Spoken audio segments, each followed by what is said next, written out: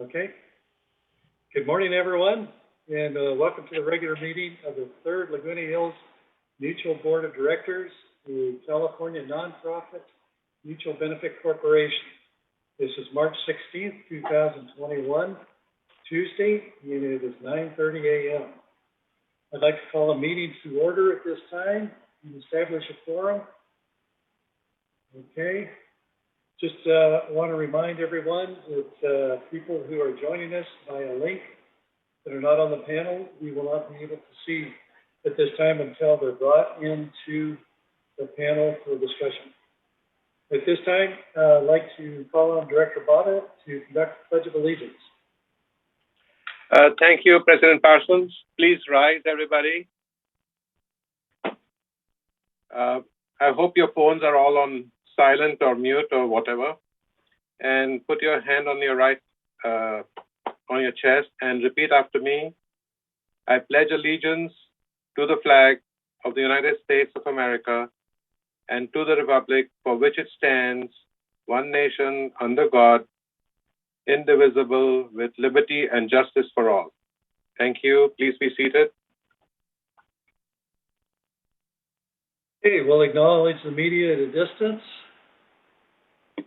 Approval of the agenda. And I hear a motion to approve the agenda. I make a motion to approve the agenda for today. Thank you, I Amy. second. Okay, I second. Donna and Kush seconded. Okay. Is there any discussion? Okay, if not, we'll consider this by common consensus and move to item 5, approval of the minutes for February 16th, 2021, regular board meeting. Do I hear a motion to approve the minutes? Okay, Debbie, is there a second? Lynn seconds. Any discussion on these minutes? Okay, hearing none, we'll consider that by common consensus as well. Okay, report of the chair. I know people have been waiting for us to provide answers to questions that were given at the members meeting end of January. So I want to start with one today and talk about insurance. What I'll do is give a brief overview of it and answer some of the comments. And then Director Muchnick is going to give us a quick update on where we are and where we're going. So to start with, this is about insurance questions and comments addressed from the following members: James Cook, Ernest Dimba, Bonaventure Ing, Catherine Freshley, John H., Bob Hatch, Liling Isaacs, Frank Kern, Margaret Klein, Art Kolovitsky, Vicki M., Alfred and Nadine McNair, Carol Moore, Lori Rodmacher, and Susan Smallwood. Article 11 of the CC&R spells out insurance requirements. We must insure for full replacement value of $1.6 billion. The dollar figure was formerly $700 million. The insurance companies demanded a reevaluation since we hadn't been reevaluated for 20 years. To our knowledge, no previous attorneys have brought up this matter. An insurance task force is already in place working on our insurance needs and costs. An update is going to be presented at each board meeting, and as you'll notice, we'll be doing it right after my talk here. Probable maximum loss, or PML, will not work for Third Mutual. The PML is $150 million, which is not considered sufficient for the vast majority of our lenders, nor is it considered appropriate by the federal agencies that purchase most of the loans. One major catastrophe could easily cost us $500 million to $700 million. Insuring for some multiplier of the PML would only work if the multiplier was sufficiently large. 1 or 2 times the PML multiplier would leave us vastly underinsured. Up until 2020, the insurance companies, mainly Travelers, were satisfied with the evaluation being used by the village. Last year, Travelers, which ensures a primary level for the village, indicated that they would not continue insuring us without a new independent evaluation. It had nothing to do with current or past attorneys. The CC&R stipulated that we are to insure for 100% replacement cost. Now on to total premiums. The total premium cost for all the different insurances Third is responsible for obtaining and maintaining for 2021 is $4.9 million. The disaster fund, which is not a reserve fund, can and is used to help underwrite the cost of the increased premiums for this year and this year only. Approximately $2.8 million is being used from the disaster fund to help cover insurance premiums for this year. The disaster fund cannot continue to underwrite insurance premiums for more than this single year. Special assessments for insurance are not anticipated. We have a separate budget line item for insurance. The third board understands the impact of the anticipated rise in insurance premium and sought to partially offset the cost by raising the monthly HOA by $20. While the board was aware that there were going to be other rising costs, such as outside services and employee compensation, that would have to be factored into the budget for 2021. The third board made a conscious decision not to raise the monthly HOA assessments by more than $20. While the vast majority of the $20 increase is going to the increased cost of insurance premiums, with the balance coming this year from the disaster fund, the budget for 2021 also reflects increases in other areas. The other option for the board would have been to reduce or curtail other services if the HOA assessment was not increased. We do not use legally mandated reserves to pay for insurance. The insurance costs fluctuate, and we are now in negotiations with our new insurance broker. Question came forward about replacement costs. No lender drives the cost for our insurance. Replacement cost is the actual cost to replace an item or structure at its pre-loss condition. The replacement cost is different from the sale price. The market value helps to determine the sale cost of the manor. Another question came in about shared costs. At this time, there are no plans to change the current shared cost method of assessments on manors to a model based on the square footage size of a manor. Another question came in about insured individual submutuals. The answer is it would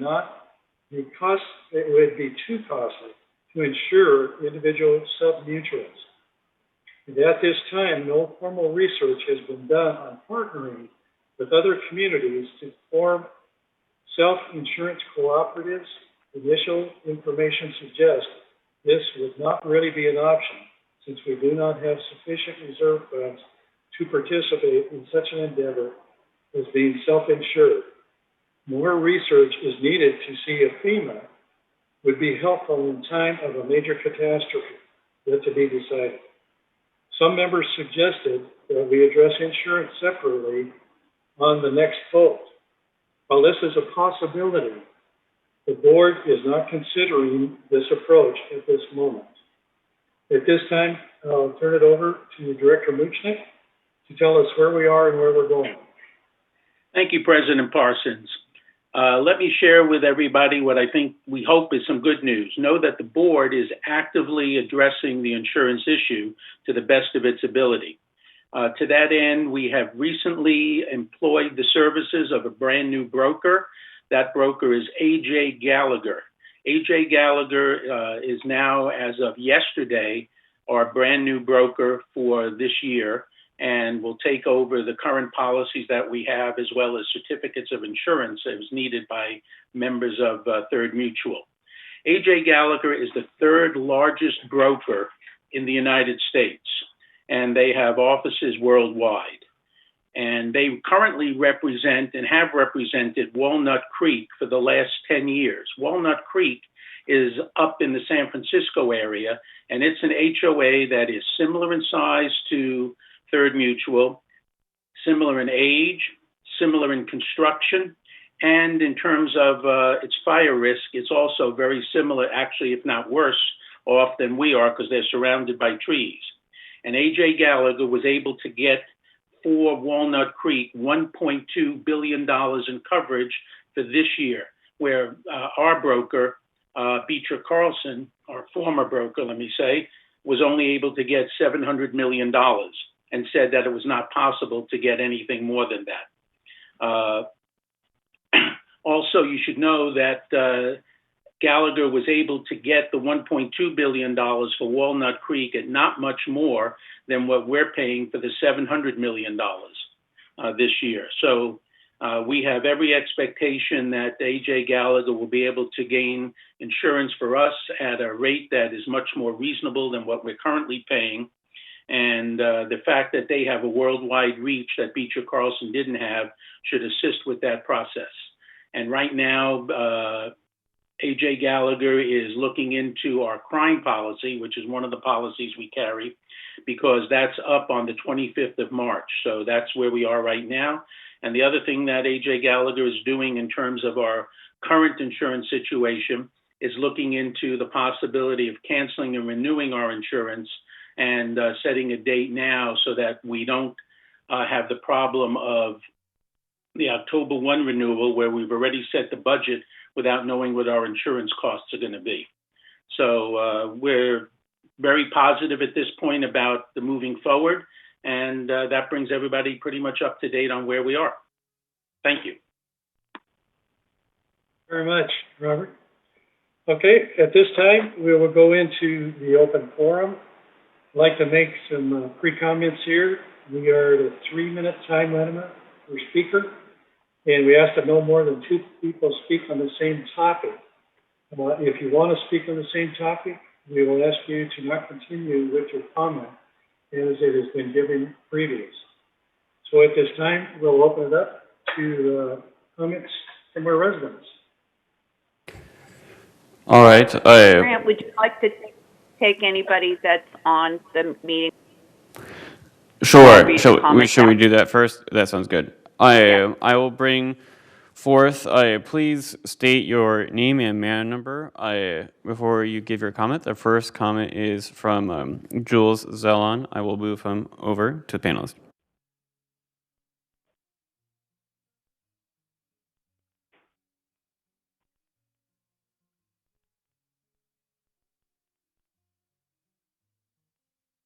Go ahead. You're muted.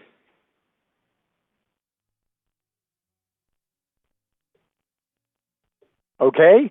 There you go. Go ahead. Okay. For 6 months, we focused exclusively on 2 campaigns. The board's attempt to ram down our throats an ill-considered CC&R ballot initiative and our counter-proposal to adopt the 3 goals listed in our special meeting petition. But the board has suddenly lost its voice. What are they waiting for? They have a duty to deal with these issues openly. Since they don't involve litigation, contracts, member discipline, or personnel matters, they can't take place behind closed doors. What are we to make of their silence? 2 possibilities exist. They're either ignoring their fiduciary duty, failing to address the most serious issues we faced in years, or they're handling it in private, violating the Open Meetings Act. So which is it, directors? We've been asking for just 3 things. 1, outright rejection of the draft CC&Rs. 2, solely focus on insurance, which Bob had just talked about. And 3, creation of task forces to listen to the members' wishes. They're found in those 600 plus special meeting petitions, the 365 proxies we collected in just a week, and the unanimous vote we forced them to witness at our special meeting. Isn't it time they told us how or whether they'll be responding? There's a related problem. This board discusses important issues in executive session, preventing us members from observing important decision-making in violation of the Open Meetings Act. In my short tenure on this board, all sorts of truly absurd decisions were made in closed session. Here are just a few. One, the hugely expensive insistence on conducting unnecessary, formal, uncontested elections when our bylaws allow election by acclamation. The lawyer says we needed to do that. We did not. The even dumber decision to seek an unnecessary statutory amendment that was vetoed by Governor Brown on the grounds that it was unnecessary, what I have been saying. The destructive refusal to protect members from fly-by-night contractors. And what do you know? Every one of those illogical, expensive decisions was made in closed session with the urging of the board's lawyer. Had the members known these issues existed, they might have made enough noise to change the board's mind. What I've said may be hard to swallow, but the board has an obligation to deal with these topics out in the open. Thank you. Jules? Next.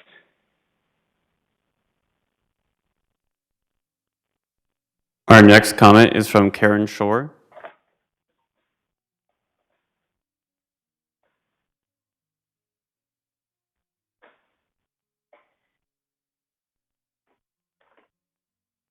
Hi, Karen. Welcome. You're muted.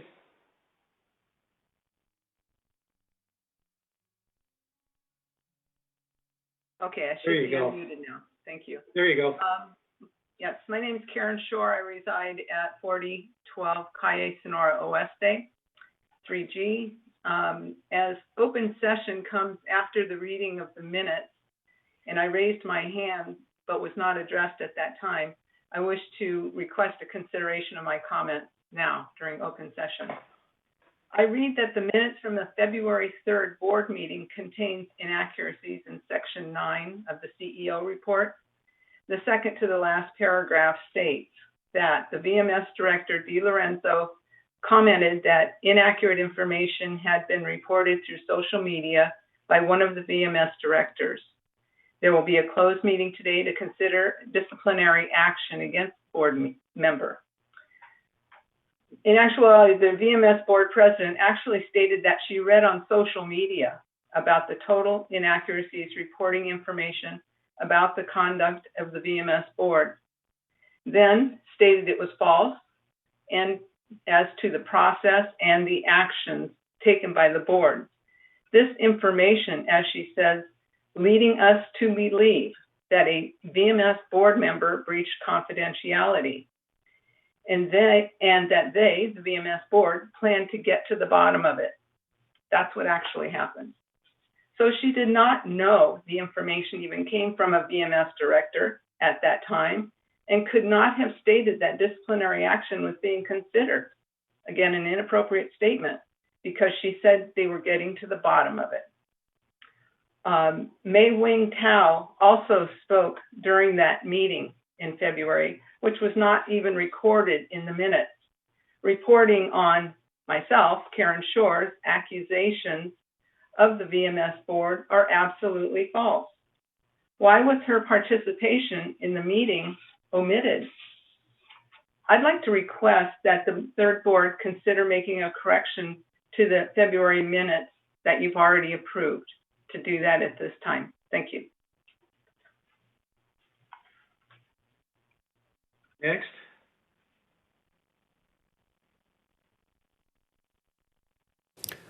That concludes the Zoom speaker requests. Okay, do we have any written comments? Yes, we do. Honorable Board, the first comment is from Constance Arnold, who lives at 5021 Hardin. I want you to know that I'm against the restated CCNRs. There are just too many regulations included in one vote. Insurance is a problem that must be addressed, but other items such as parking in my own driveway should not be included. Please break this down by line item. The next comment is from Martha Spalding at 878D. Dear board members, having reviewed the proposed social media policy prepared, I presume, by Village Council, I am confused. Why would such a gag order, which attempts to control not only current but former board members' activities on social media, be needed? Has someone posted something so egregious that such a draconian solution is warranted? As if I were a current or former board member, I would be offended by such a gag order. As a newspaper reporter, I covered hundreds of city council, village board, county boards, boards of education, budget committee, appropriations committee, and similar meetings. Policies varied, but each and every one understood that official business must be conducted in open. Gag orders are not appropriate. Perhaps board members' education is. If there have been social media posts that were of concern, please address them. These individuals directly. The blanket suppression is not a solution. The next comment comes from Darlene Bacchus, who lives at 4023A. Why are residents responsible for an IT network in the village? The system has been down since October 18th, 2020 for 5 months. In researching large companies' IT network systems, each company reported they were down hours, huge corporations 3 days. We pay for IT staff services through our HOA fees. Why are they responsible? When will this be resolved? How much ransom did they pay? After ransom payment, why are we still partially down? How is there any connection between buying a unit in Laguna Woods and IT network outages? Kindly explain. And I believe what she's referring to in the subject matter, each unit sold in Laguna Woods Village escrow withholds $10,000.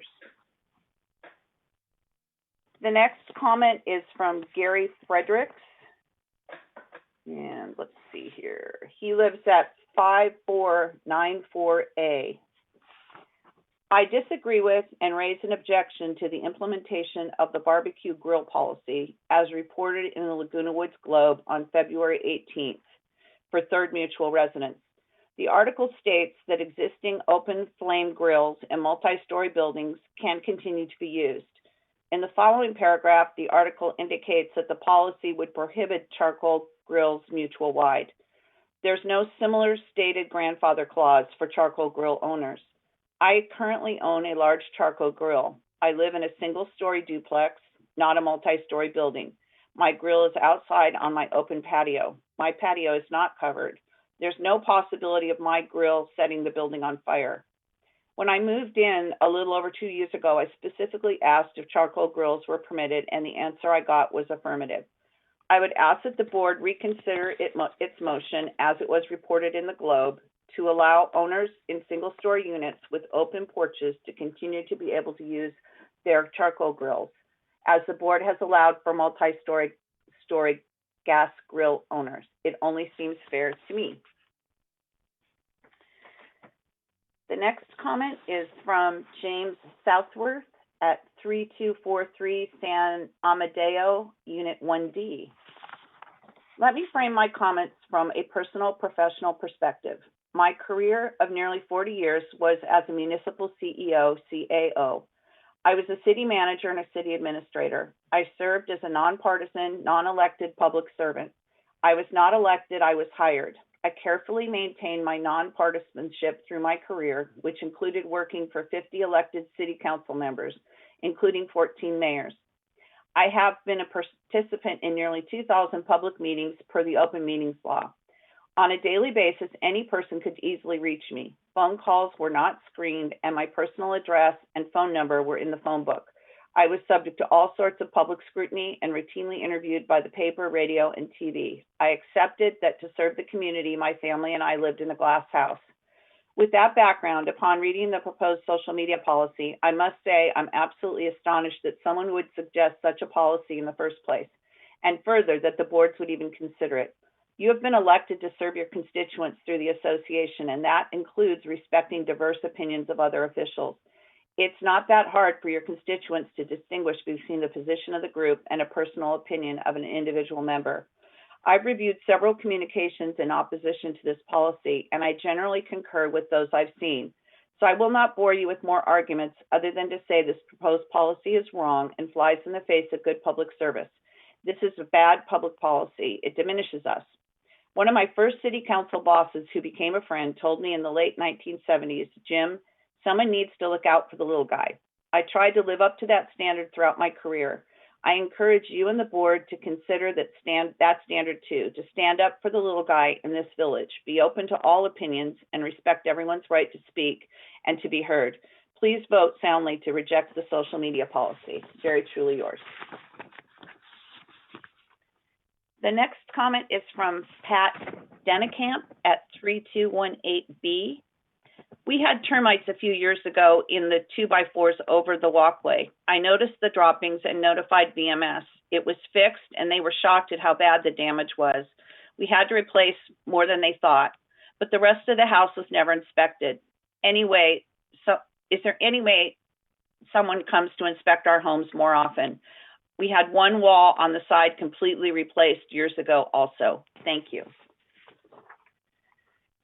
The next comment is from Karen Shore, 4012, Calle Sonora, Oeste 3G.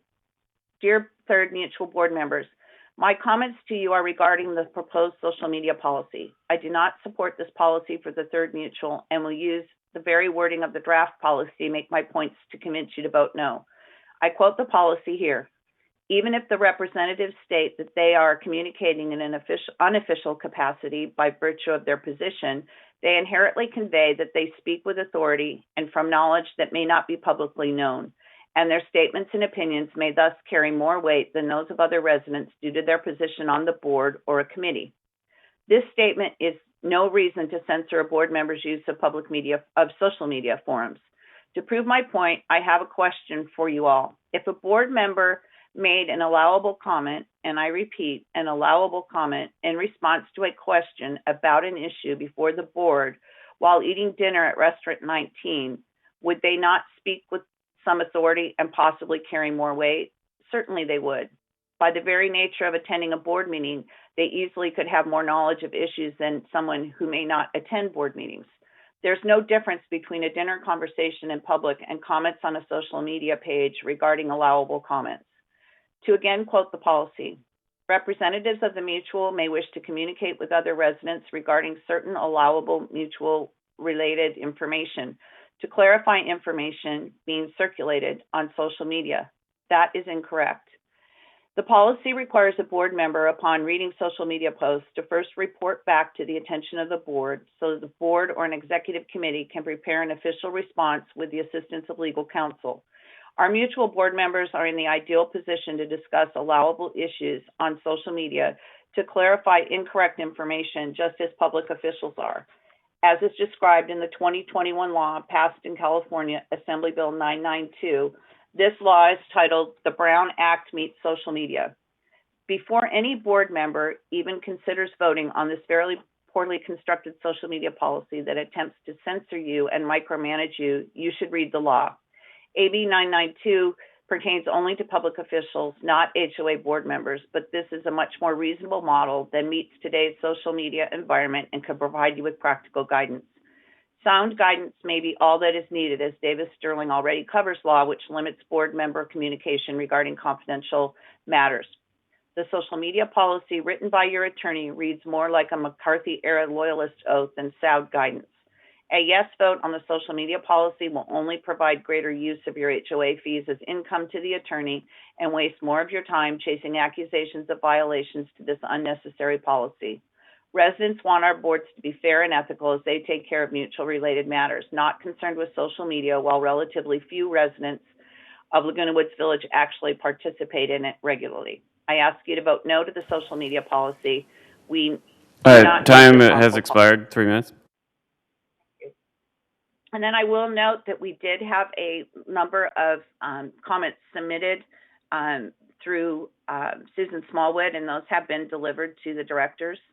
And I think the decision was that since those have been delivered and they did not come in through the meeting at the board has taken delivery of those. Okay, thank you very much. Let's go first to Jules's comments, and I'd open up this to any board member who would like to make a comment. If you would show yourself that you would like to do this. I will talk about the CC&Rs first. Jules, you keep bringing this up, and we have stated numerous occasions, I even said today, that going forward with what we did before is not being considered at this time. As far as insurance is concerned, you should have heard my previous comment on insurance, and I think that brings you up to date on that.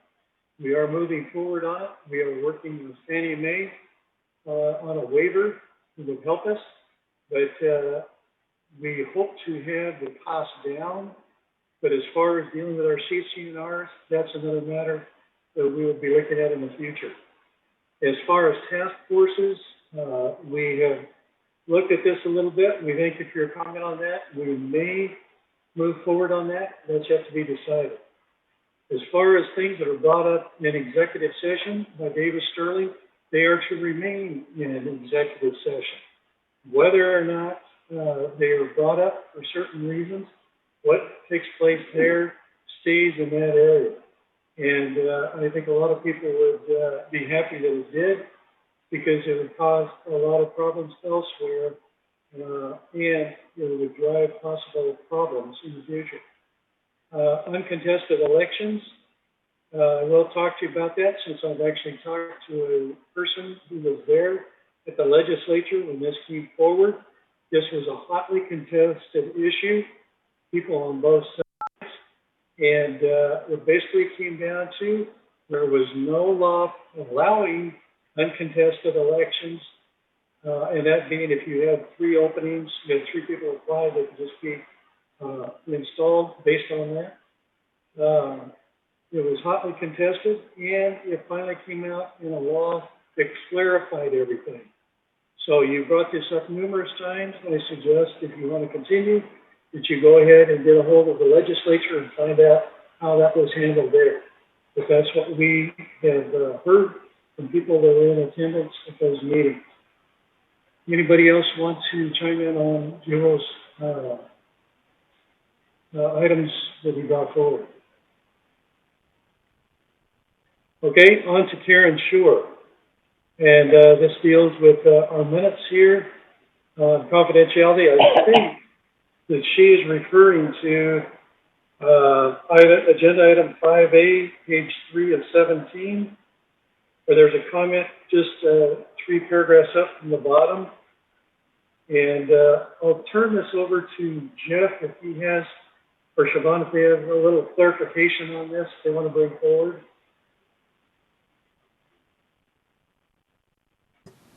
I can hang on just a second and get to that page. But that you're referencing the minutes with regards to the president or chair of the VMS made a comment with regards to the investigation or what was being looked at with regards to information that had been disclosed in the public that was in closed session. As you've indicated, closed session indicated in information is protected, and therefore if there is a leak or information out there in the public that's coming out of closed session, and that's inappropriate, and that was being looked at. And I'll ask Director Jarrett, since we're recording just what was said, is there any action we need to take on this paragraph? Yeah, I couldn't hear her, so I'm going to have to clarify that. Okay, I think I'll just read what the reference is I think she's referring to. Okay. It's VMS Director De Lorenzo commented that inaccurate information has been reported through social media by one of our VMS board members. There will be a closed meeting later today to consider disciplinary action against the board member. Do we need to change it? I'll make make that change. Thank you. Okay, my question is, do we need to change it since it's a comment by our VMS board? Usually we do not even we don't even put comments in the minutes from individuals. That's not the normal procedure. I was thinking that you wanted me to put it in the minutes, but we usually don't do that. Now, it's in there now, and I think that's what Karen Shore was referring to. I see no need to change it since we're reporting what VMS Director De Lorenzo commented on. Okay, all right. Okay, but Karen, thanks for bringing that forward. I'll take care of it. It's a matter of confidentiality that needs to be taken up by the VMS board, as I see it at this time. Okay, on to Constance Arnold. Talks about she doesn't agree with CC&Rs being restated. We have commented on that earlier with Jewel Xylon's comments, as well as my comment on insurance. Is there any comment anybody wants to make on her comment? Okay, moving forward. Martha Spalding on the social media policy. We will take that up. And Jim's Southwest comments when we come to the social media policy, as well as Karen Shore's. Okay, so we'll jump over those for now, come back to them later.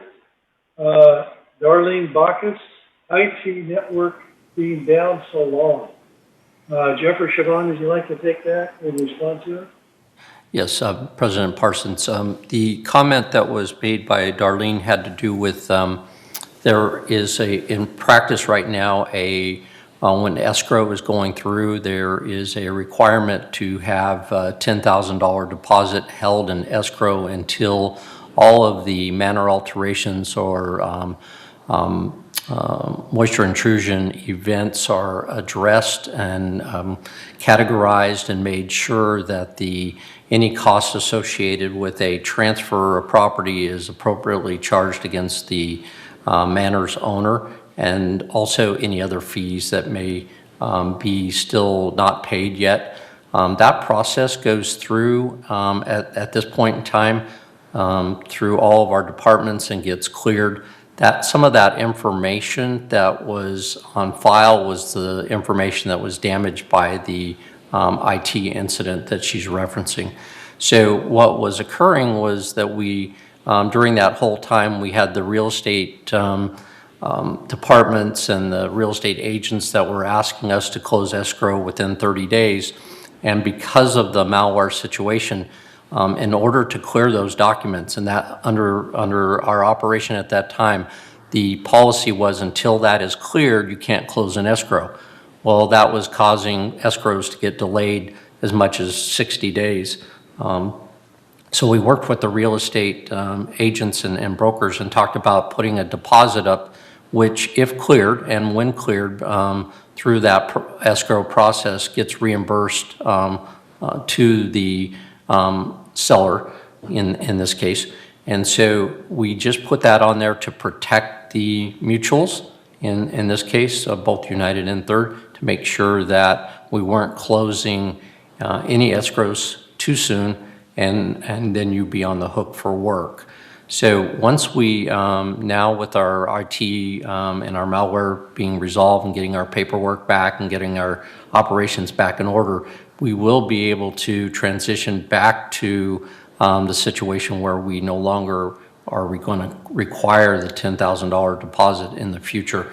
But we will be reverting back to everything's got to be cleared by Third and approved by manner alterations and all of that and finance be cleared before a escrow closes.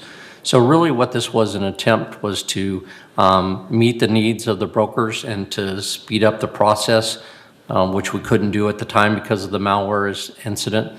And like I said, if somebody pays a deposit and then we get the information and get it cleared, that deposit is returned.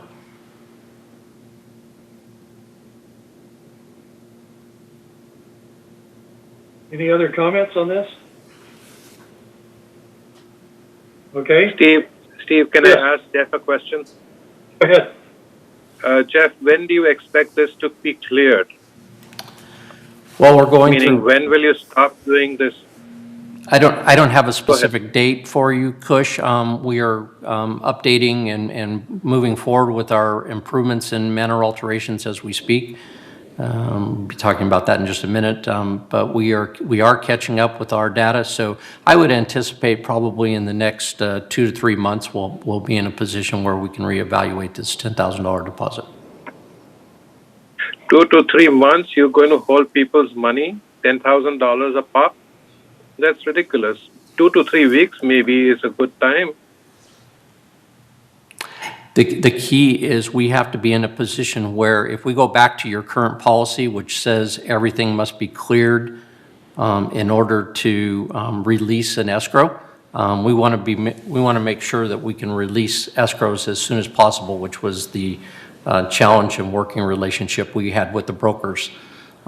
This was a compromise in relationship that we had with the brokers because they wanted escrows to close in 30 days. And at that point in time, and even currently right now, we don't have the ability to process an agreement for a land sale to go through manner alterations, moisture intrusion, and all our departments and get that completed in 30 days. That is our goal, that we want to be able to process that like that. But until we're in that position, we were trying to make it easier for people to close quicker. So what that means is if there's a buyer who wants to buy and move in, won't be able to move in for 2 to 3 months? No. If they cannot close escrow? No, not at all. What I'm saying is right now, if you want to close escrow in 30 days, in a short period of time, you put that extra $10,000 to make sure that the work that you're obligated to do under our resolutions is you want to close escrow before that work gets done or you want to pass it on to the new buyer. Well, there's work that's required of you to fix. And what we're saying is you put up that $10,000 in escrow, then if we have to go fix it, then we're going to pull off of that $10,000. But you can close escrow, the new seller can be there, but there may be work that is a requirement of United to fix or Third to fix, and specifically in Third in your situation. That is the obligation of the of VMS to do for you. And so it is a requirement in order to close escrow quicker, meet their obligations that they want, but ensure that the mutual is not left hanging out to dry on this cost that would be associated with that. But it doesn't slow down. This is a longer in fact, what I want to make the point is the $10,000 deposit sped up closures of escrows. Okay. This is a longer conversation. We'll have it at a later time, but I don't want to waste people's time right now. Go ahead. Any other comments? President Okay, let's go Parsons, ahead to, before yes. we move on, I just want to bring attention to Karen Shore is requesting to speak once more.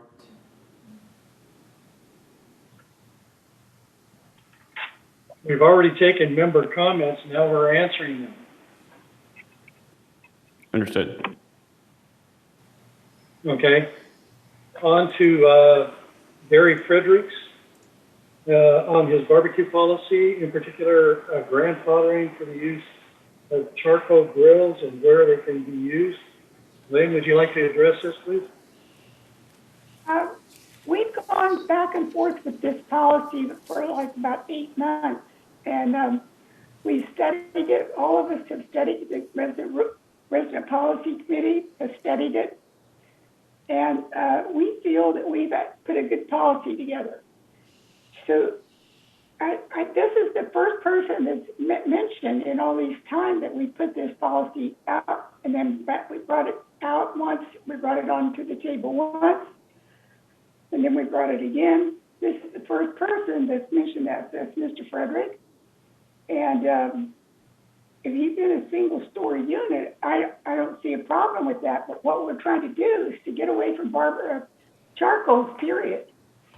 And if you look at the different laws in the state of California and most of the cities, and especially, and we're living in, we have a lot of multi-story units here, and that's what we're really concerned about. What we told people last month when we brought this policy, when we did not want to take away your current barbecues. What we do is we want to make sure that people come, anybody that replaces their barbecue now will replace it according to the rules that we've laid out, the guidelines. And anybody that moves in, there's a box they have to check that they have looked at the guidelines for the barbecue rules here in the village.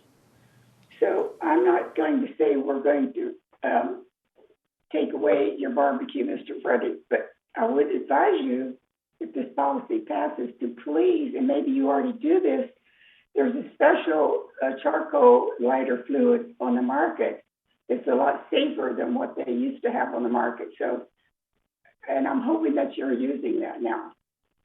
So we really like to pass this policy. We've had 2 fires in the past 18 months here in the village, and one of them was on a single-story unit, and it went through the roof of the structure, and the other one was in a 3-story building, started down the first floor. So we really want to protect the people, so that's why we're bringing this policy forward. Thank you. Thank you, Lynn. Yes, we need to take precautions all that we can to protect everyone involved. Okay, Right. Any other It's all comments about on this? Go ahead, Lynn.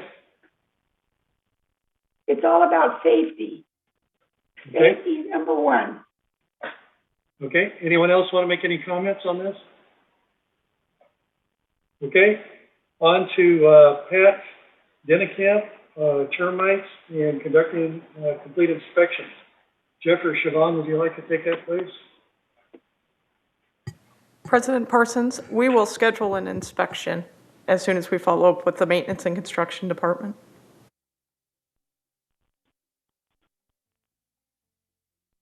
That you let us know the results, that would be great.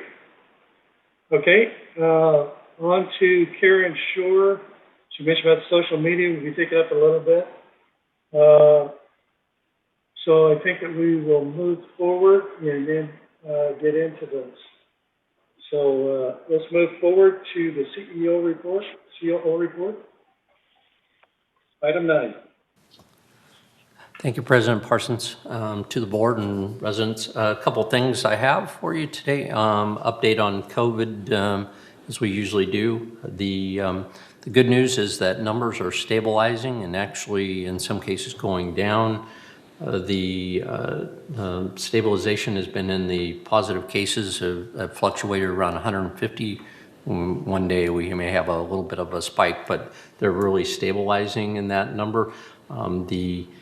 What's positive, really positive, is we've seen a continuing decline in hospitalization rates, down from over 300 just a couple weeks ago down to 233 as of yesterday with regards to cases currently hospitalized. The ICU numbers, again, go up and down a little bit, but they have stabilized around the 75 to 70 number, so that's good news.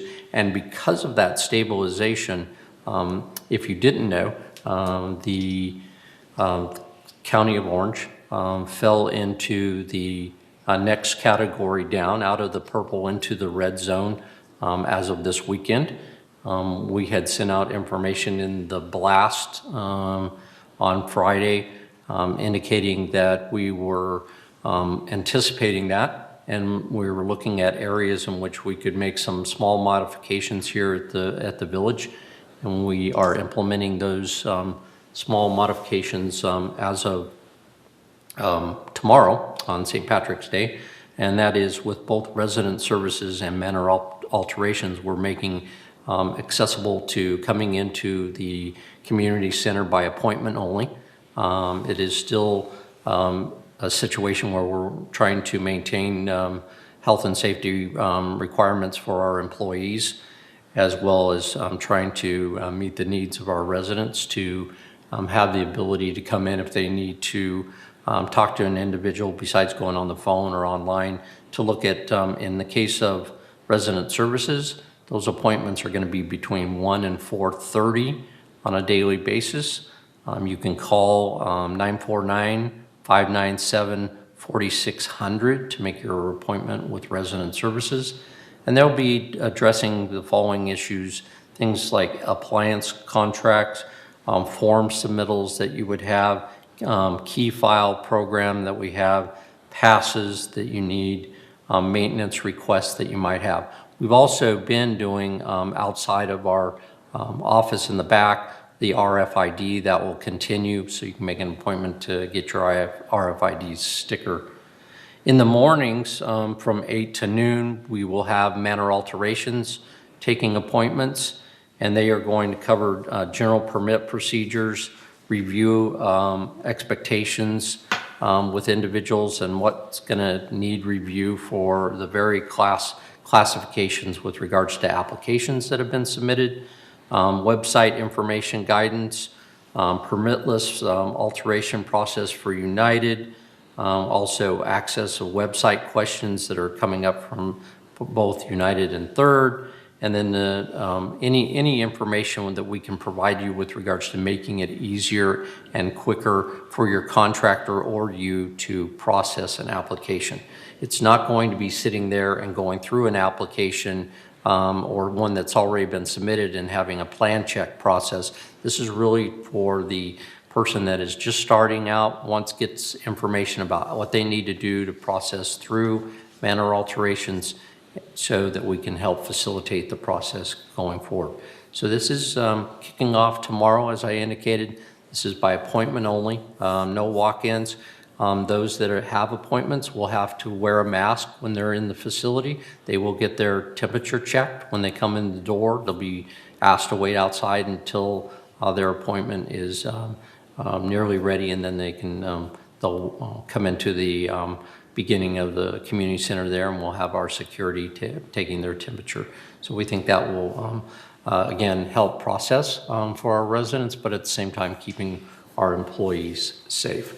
The last thing I wanted to mention, last Friday we finished up our second dose vaccination program, and again I wanted to just thank the Memorial Care and their team, Eileen Paulin and Carlos and all of the players on our team for their efforts out there. The volunteers that we had from the village, they were just so awesome in coming down and volunteering with us.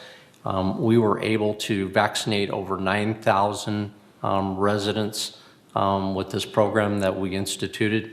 We also were able to do over 70 in-home bound individuals who couldn't come down to the clinic.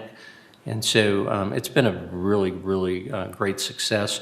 We are looking at the potential of a makeup clinic for those that weren't able to get vaccinated for one reason or another.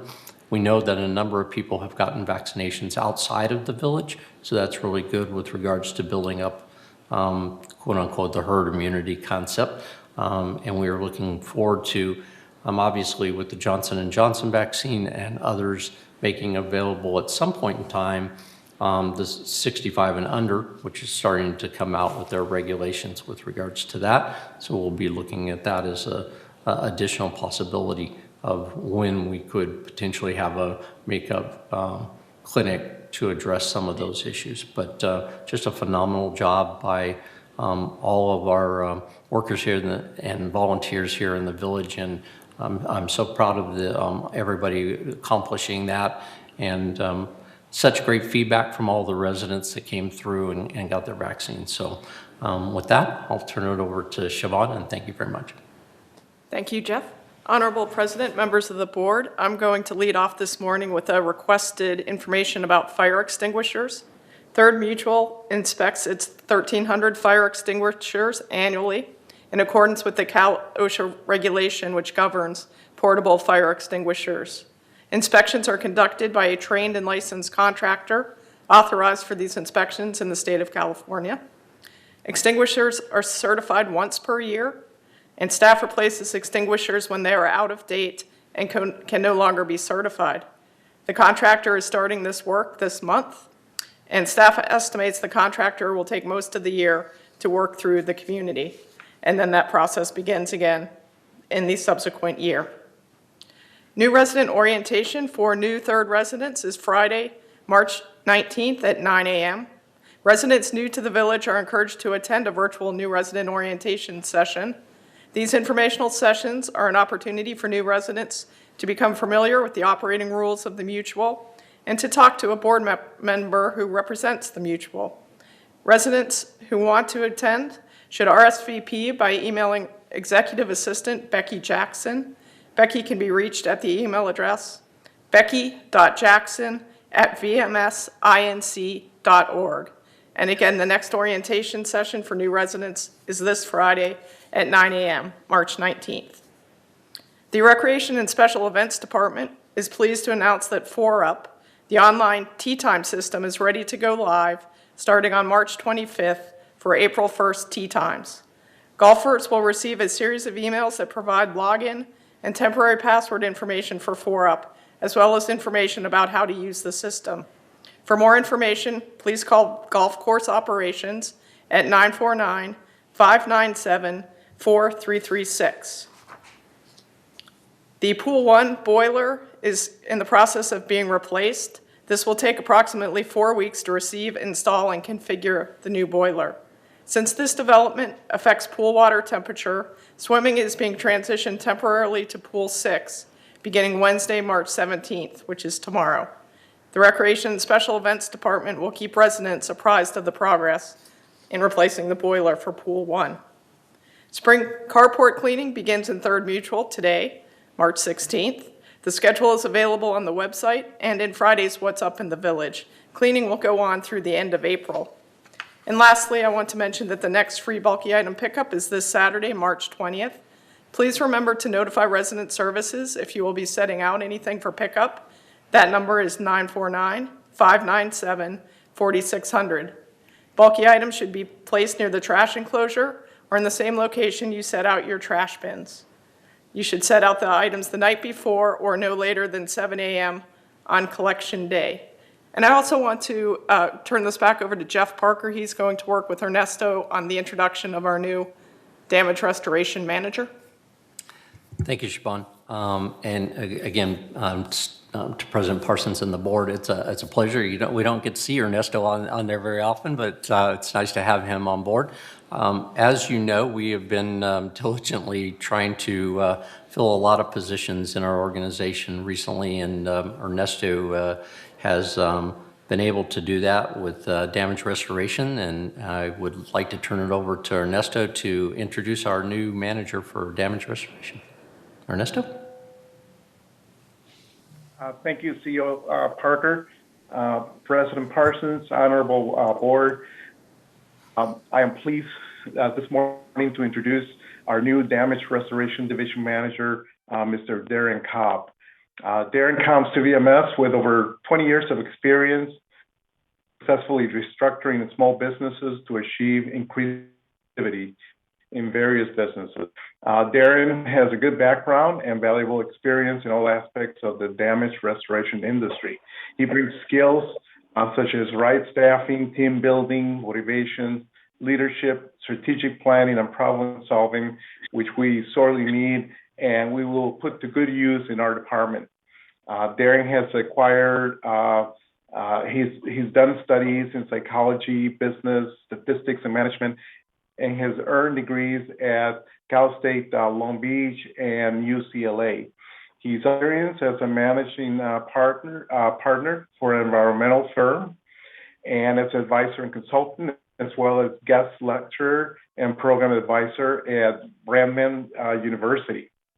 He will be providing our department with assistance in developing a better customer service interface and streamlining the damage restoration division processes and workflow.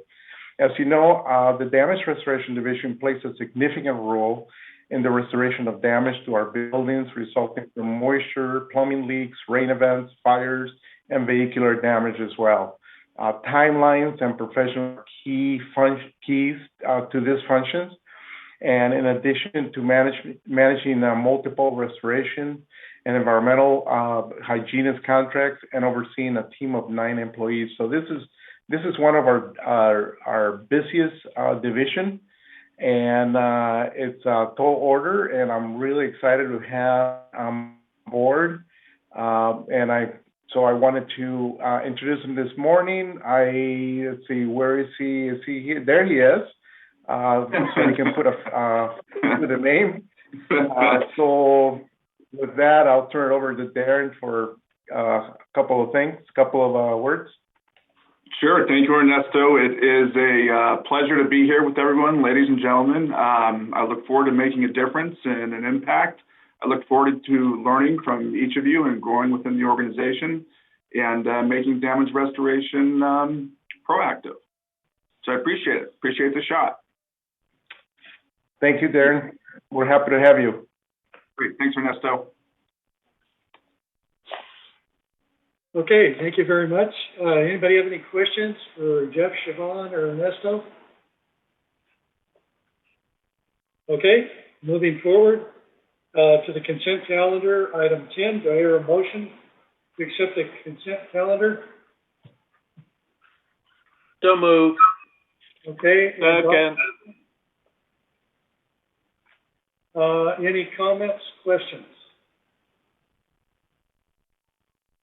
Okay, hearing none, we'll consider that approved by consensus. And we will move on to unfinished business. First thing is item 11A, and it's about the barbecue rules and regulations. I'll turn over to Director Jarrett. Thank you, President Parsons.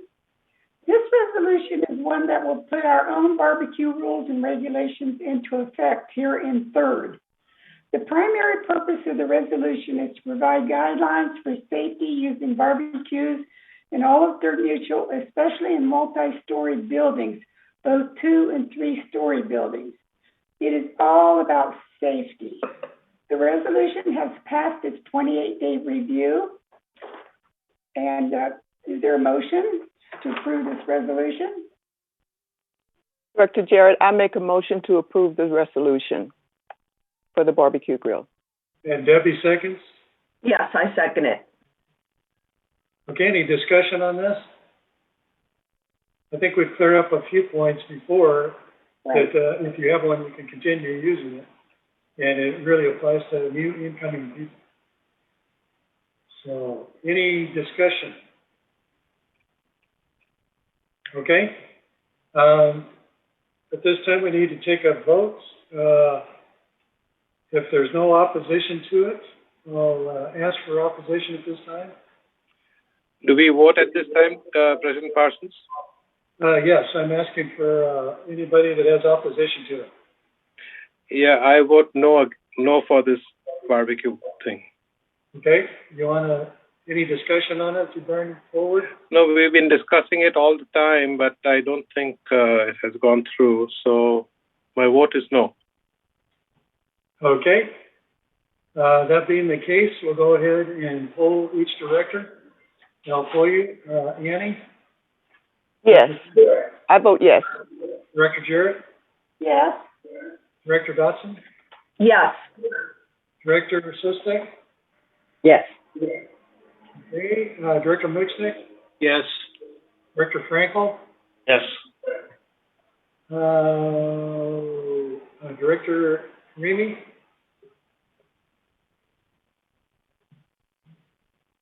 Reza, are you on? Yes, yes. Okay. I have a spotty internet, I'm sorry. Okay, Director Engdahl? Yes. Director Wayne? Yes. Okay, motion passes and the regulations and rules are adopted. Okay, on to item 11B. Entertain a motion to adopt a resolution for social media use policy. We turn over to Director Jarrett. All right, this social media use policy resolution has been brought forward primarily to provide guidelines for Third Mutual board members in the social media environment. I want to call your attention to a very important Scrivener error that is found in agenda item 11B on page 6 of 8. The error is in section 3, item B at the beginning of the paragraph. It incorrectly states that mutual members, where it should have stated mutual representatives, as was done correctly in the 3 preceding items in section 3. We're talking about guidelines for social media use by third board members. I would like to be clear, this policy was initiated by Third Mutual and Third Mutual Board alone. Neither VMS Board, United Board, or GF Board, GRF Board had any part in the creation of this policy. This resolution has passed its 28-day review. I move that we approve this resolution. I Is there second. a second? I Okay. second the motion. Oh, I'm sorry, I move that we accept the resolution. Okay, Lynn moved, and I think yours is the second, Oh, correct? okay. Okay. Okay, discussion from board members. Steve, can I say something on that? Sure, go ahead, Reza. I just want to make sure that our members are clear that when I vote yes on this, the reason is that this is in regard to the confidential information. In our meetings, we discuss a lot of issues related to the personnel, to the members, to disciplinary action, and those information are not public information. I don't think any of our members also wants us to discuss those things. Those are confidential. My understanding is this policy only emphasizes the David Sterling confidential information, and we're emphasizing that to our current and the previous member and the future member, that we should keep those information confidential. And that's my understanding of this, and that's what I support. Okay. Director McCary? Thank you, President Parsons and Director Jarrett. I wanted to speak to the policy specifically.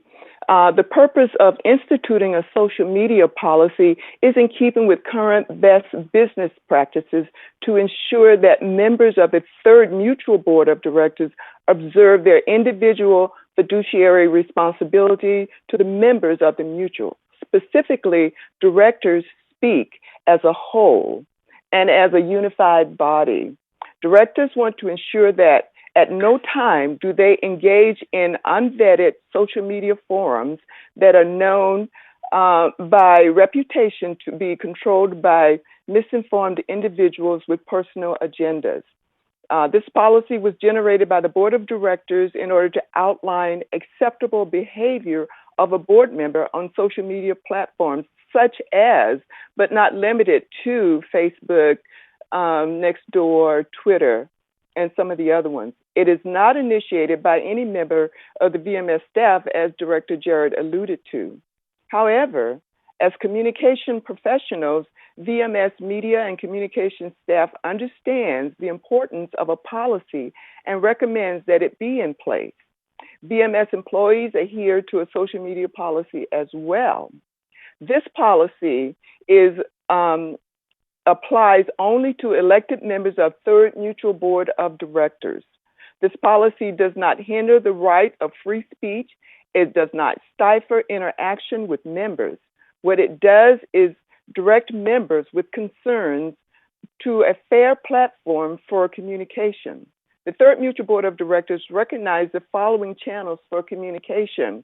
And one of them is the actual monthly third board meeting, where members are invited to participate and give their comments and get information directly from the board. And another acceptable means of communication is on TV6. Every month, one of the board of directors goes on this day and recap information that goes on in the board meetings. There's a Friday e-blast that goes out every Friday via email. And any resident who has an email on file will get the information. If you do not have an email address on file, we really do encourage you to go to the VMS website and register your email address so that you can get the same information that everybody else gets from the same communication devices as everybody else. We also have the Village Breeze that comes out bi-monthly with information about what goes on in Third Mutual, and information that is that is pertaining to third board members. Again, social media platform is exactly what it is a platform where members get together and discuss social stuff. We do not do third board business on any social media platform. We really encourage residents to utilize the communication tools that I've outlined. And so these are the effective ways, the consistent ways that we communicate, and we communicate as a body of the whole. Thank you, President Parson. Those are my comments on the social media policy. Are there other comments by board members? Director Dotson? I just want to make a brief statement because I think Annie covered it quite well. But I would just like to add that I'm a strong believer that using social media for posting grievances is simply not the best way to solve any problem. A lack of regulation on social media can cause neighborhood tensions and harms the reputation of a community. Nothing gets resolved that way. What person would want to be slandered in public on social media? I don't think any of us do, and I don't think anybody out there would feel the same way. Board members are your neighbors who volunteer their time, and they make the best decisions they can for this community. And social media does not solve problems. We don't do business there. It's not a good place to do business. And so that is why I vehemently support the social media policy for board members.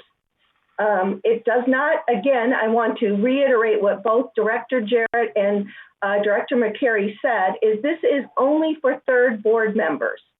So I think that a lot of what we read from comments and things, there was a lot of misinformation provided with regards to this policy in social media and via email. And I hope that residents are listening now to the real reasons why we're doing this. It's our fiduciary responsibility. It's good business practice, and we don't do business on social media. And that's all I have to say. Thank you. Okay, any other directors? I would like to mention that what we are doing is in accordance with Davis Sterling, and you may want to reread that if you if you're in opposition to what we are trying to do, and then go forward from there. But if you want to bring comments to us in the future, still continue to do that. Okay. President Parsons, comments? we do have a somebody requesting to speak, Ms. Karen Shore, on this topic. Sure, go ahead.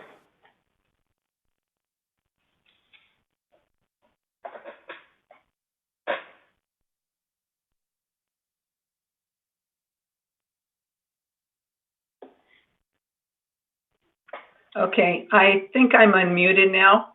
Yes, go ahead, Karen. Thank you. I just want to comment on a few things. Let's see. I appreciated what Lynn put in there.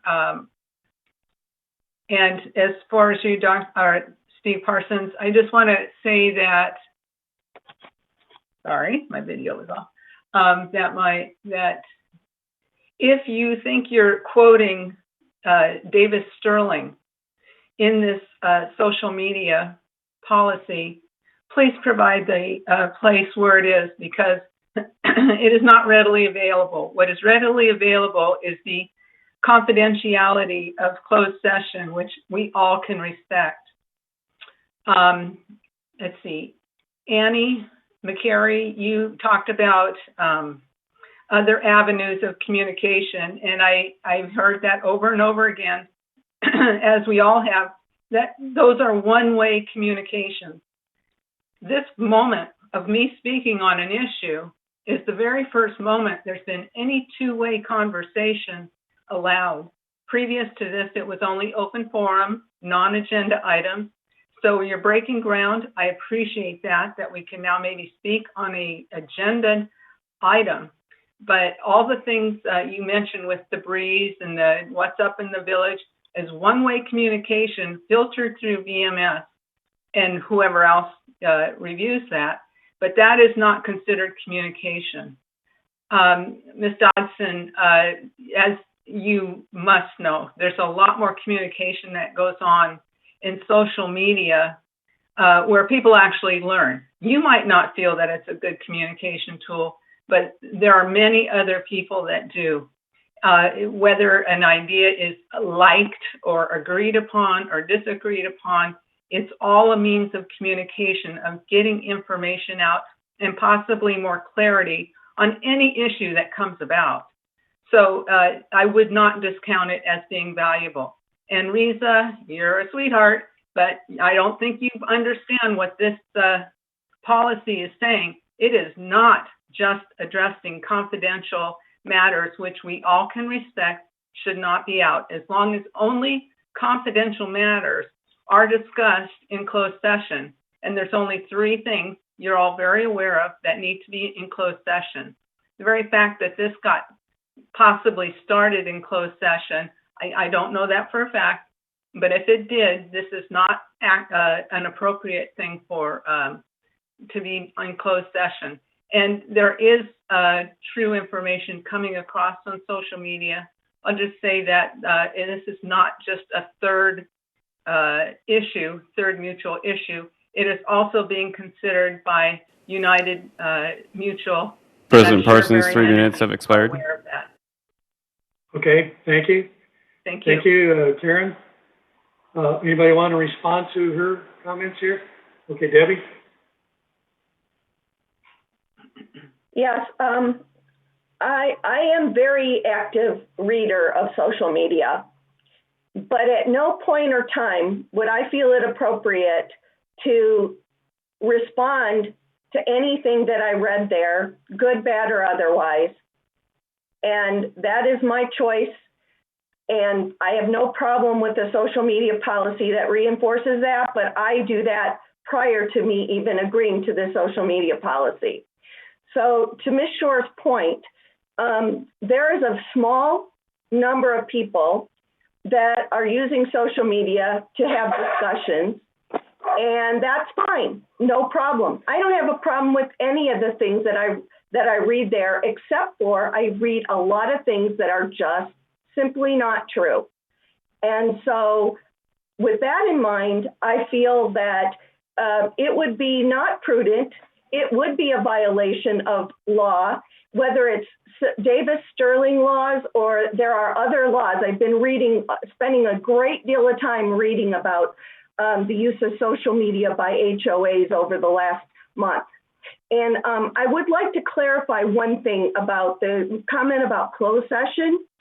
None of this came about in closed session. We have a Media and Communications Committee within Third Mutual. We have board meetings, we have committee meetings. When we do have a meeting, it's posted. So other residents can do this, but the social media policy came up long before the last few things that were discussed in some of the emails, and also in something that Ms. Shore said was that talking about us, that this all came up because of that closed session. No, this was in the works for months. So this didn't just come up overnight. That's basically, I just want to clarify that. And another thing about the two-way communication, when I had my time on TV6 last month, I specifically stated that any of the board members are more than willing and happy to meet with any resident at any time. I even told them how to do that by contacting Becky Jackson, and she will get a hold of us. And depending on which board member or whether it's more than one board member, none of us hide in a cave. But you have to ask for help. we are not going around right now due to COVID or whatever. We're not having open board meetings because we can't. We're not going to go knock on your door. If you want to talk to us, you're more than welcome to knock on my door anytime. But you know what? I've been a board member since November, and with the exception of 2 voicemails that I've been left, I have not heard from one resident. So I'm imploring residents that if you want solutions to your problems, if you want help with things that you feel there's an injustice, our doors are wide open, but you've got to let us know. We don't have a crystal ball. We can't just figure it out. And yes, I am very passionate about this topic because I have seen some of the damage that has been done to some of our residents by what they've read on social media that just simply was not true. So yeah, I am passionate. If you think I'm on my soapbox, I totally am. But I'm telling you, residents, anybody listening to this right now, we're here for you. We're residents just like you. We care about our community. We're doing the best job we can as volunteers with countless hours spent on these things. So when people come on and malign our character or say that, or go on social media and malign us, you don't know us personally. In some cases you might, but in most cases you don't. So I'm offended by that. Someone made a comment earlier that was very offensive to me in a member comment because you don't know me. You don't know my character. I want what's best for our community and our residents. So I don't feel social media is the way to resolve any of your problems. It does not provide a solution. It simply provides a place for venting. And if you feel better going on there to vent, have at it. But the third board has decided when they vote on this today, whether or not we want to adhere to a social media policy, one that was created over several months. And again, if you want something, we have plenty of committee meetings that are open for anybody to join us. Just call us. Thank you. Can I please make a comment? Go ahead. I apologize. 1 second. Let me make sure she is back into the panel.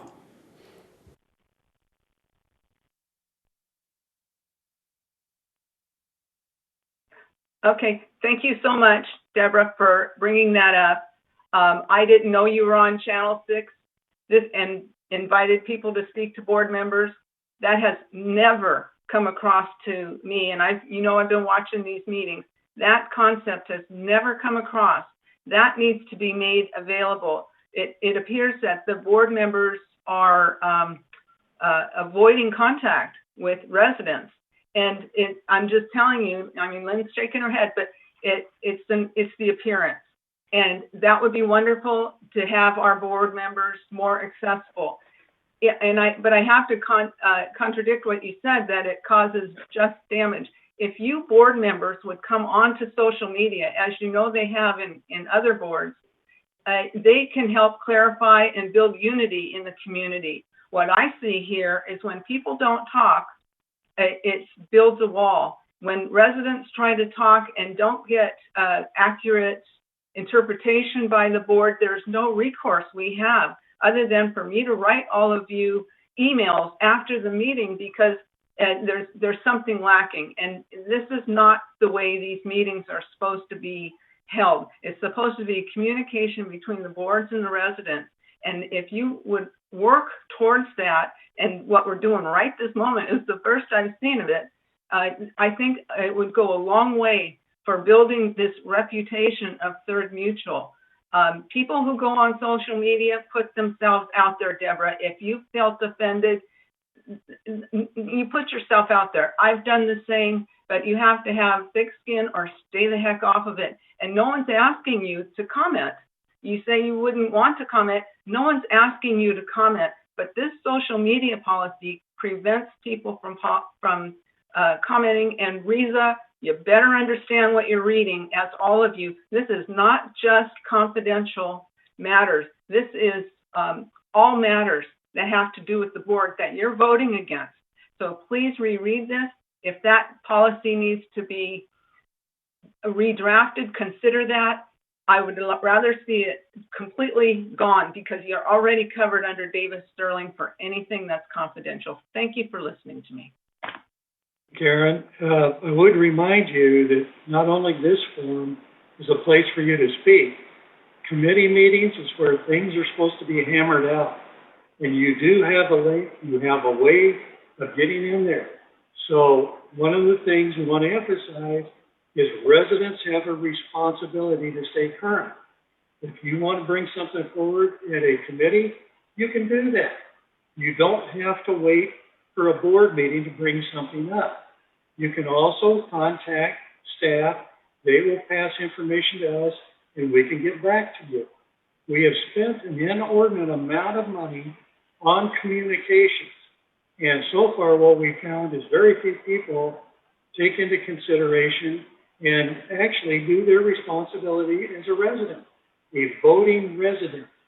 You have to do that.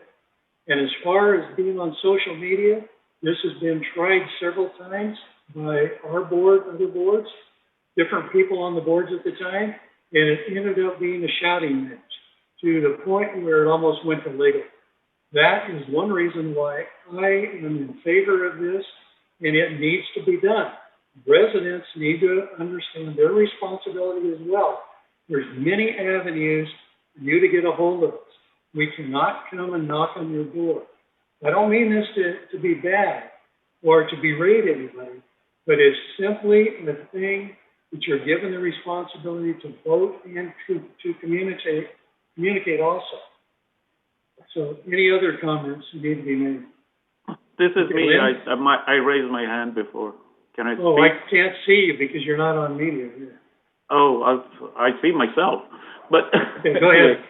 Okay, dear Karen, let me tell you, I only read this the way that I said it.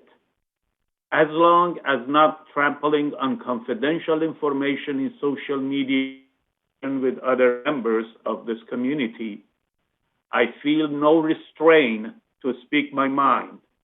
And I will do that as I assume, because nothing will trample on my freedom of speech. So speaking, that I will speak my mind regardless, doesn't matter what, resolution, as long as I'm on confidential information, I will speak my mind. And I don't think there's a resolution gonna stop me from speaking my mind or any other member to speak their mind. When I become the member of this board, I understand from my past experience that I open myself to criticism or, rewards in a sense that I did a good job. So I'm not afraid of somebody criticize me in the social media. I think I have a broad shoulder and I'm big enough to defend myself if I want to get on social media. I don't like social media myself because I think is, for my personal reason. But that's beside the point. None of us on the board, at least speaking from my point of view, feel restrained to speak our mind unless information. I promise our members that all of the board members feel the same way, that we will tell you the truth. Everything that we can tell you, we will tell you, and we will listen to what you have to tell us also. And we act on it. But this is a two-way communications. One-way communication always fails.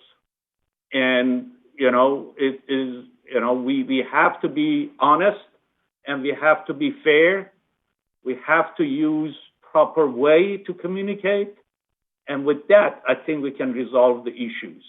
Other than that, as I said, personally, I don't feel restrained of speaking my mind regardless of what you believe that this resolution does to me or to the members. And it doesn't. That's my point of view on that. Thank you. Steve? Just a minute, Kush, Director Jarrett. I just have one other comment to make. I don't understand why people on next door, for example, complain a lot about landscaping because, you know, I pay a lot of attention to landscaping, but they complain about landscaping, but they can sit down and write a message and complain, but they don't send a message to resident services for help. Or, you know, they just complain and next door. That doesn't do you any good. It doesn't do those complainers any good, is what I'm saying. So that's all I'm saying. You know, there's ways to get hold of resident services either by phone or email, because now they're working pretty smoothly since the malware attacks. Thank you. Okay, Director Botta. Trish, go ahead.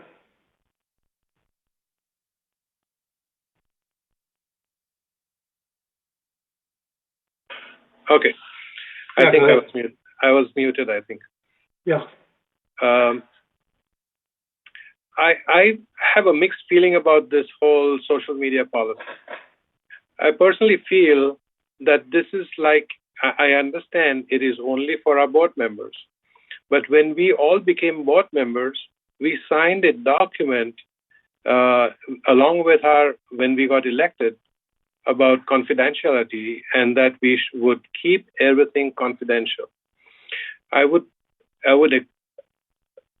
think that we all have the common sense not to get into any social media and create a kind of a disparaging conversation and hurting ourselves as well as the rest of the board. So we are all adults, and I totally don't feel that this kind of social media policy is not necessary that we should go ahead with, because we've already signed a document saying something that we will not do. Why do we need a policy? This is like muzzling your mouth that you cannot even open. Let me ask you a question, though, Kush. Yes. Do you believe that everything in this proposed policy is already covered by Davis Sterling in the Corporations Act?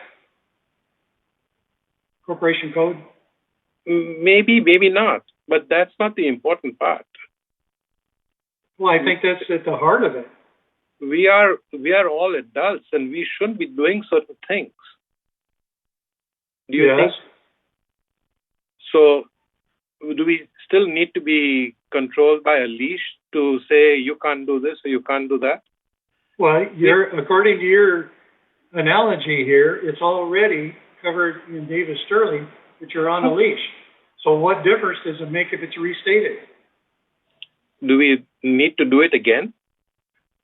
We are wasting time and money and resources to get this done. Okay, if you're in opposition to this, are you in opposition to something in Davis Sterling? No, I'm not. I'm just saying we are wasting time on all this that we shouldn't be doing, because this is already done and said. That's what I'm saying. That's all. Thanks. Okay. Thank you. Any other comments by board members? Okay. President Parsons, we do have a request to speak from Karen Shore once more. Okay, but we got to make it quick here. We got to move on. Okay.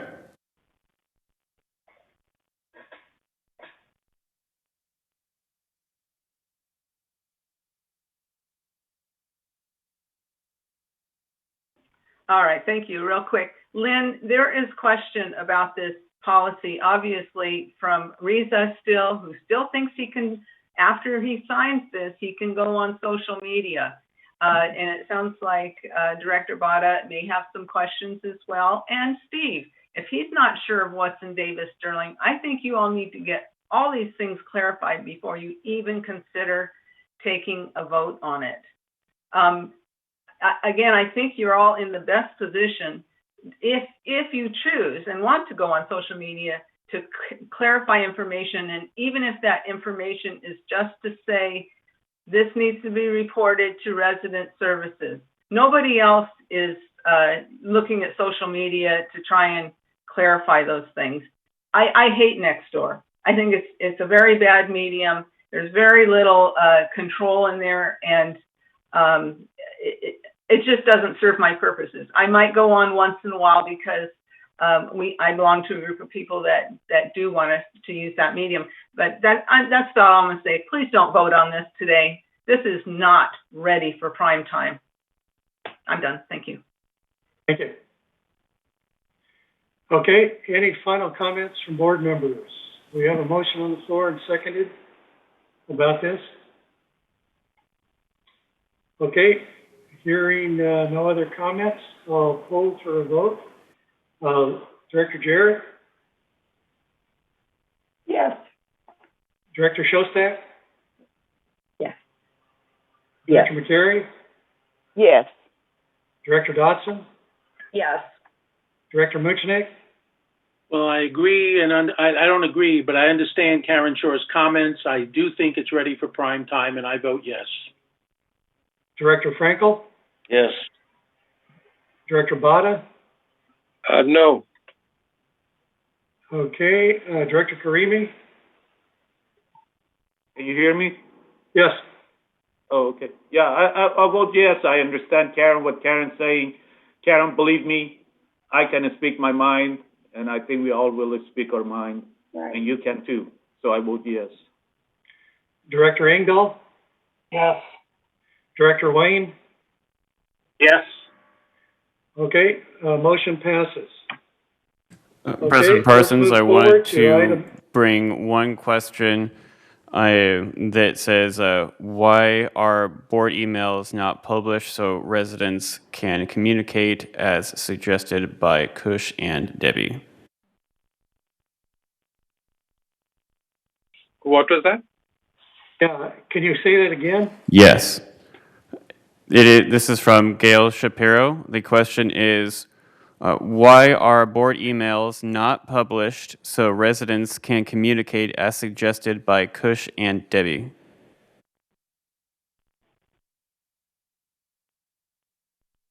Okay. What Director Dodson, email? go ahead. I believed, my understanding was there was a way on LagunaWoodsVillage.com that people had our information. Is that not the case, Jeff or Siobhan? Because I was asked to give my information for public. There is a list that is maintained. It's up to the individual board member whether to provide their information or not, is my understanding.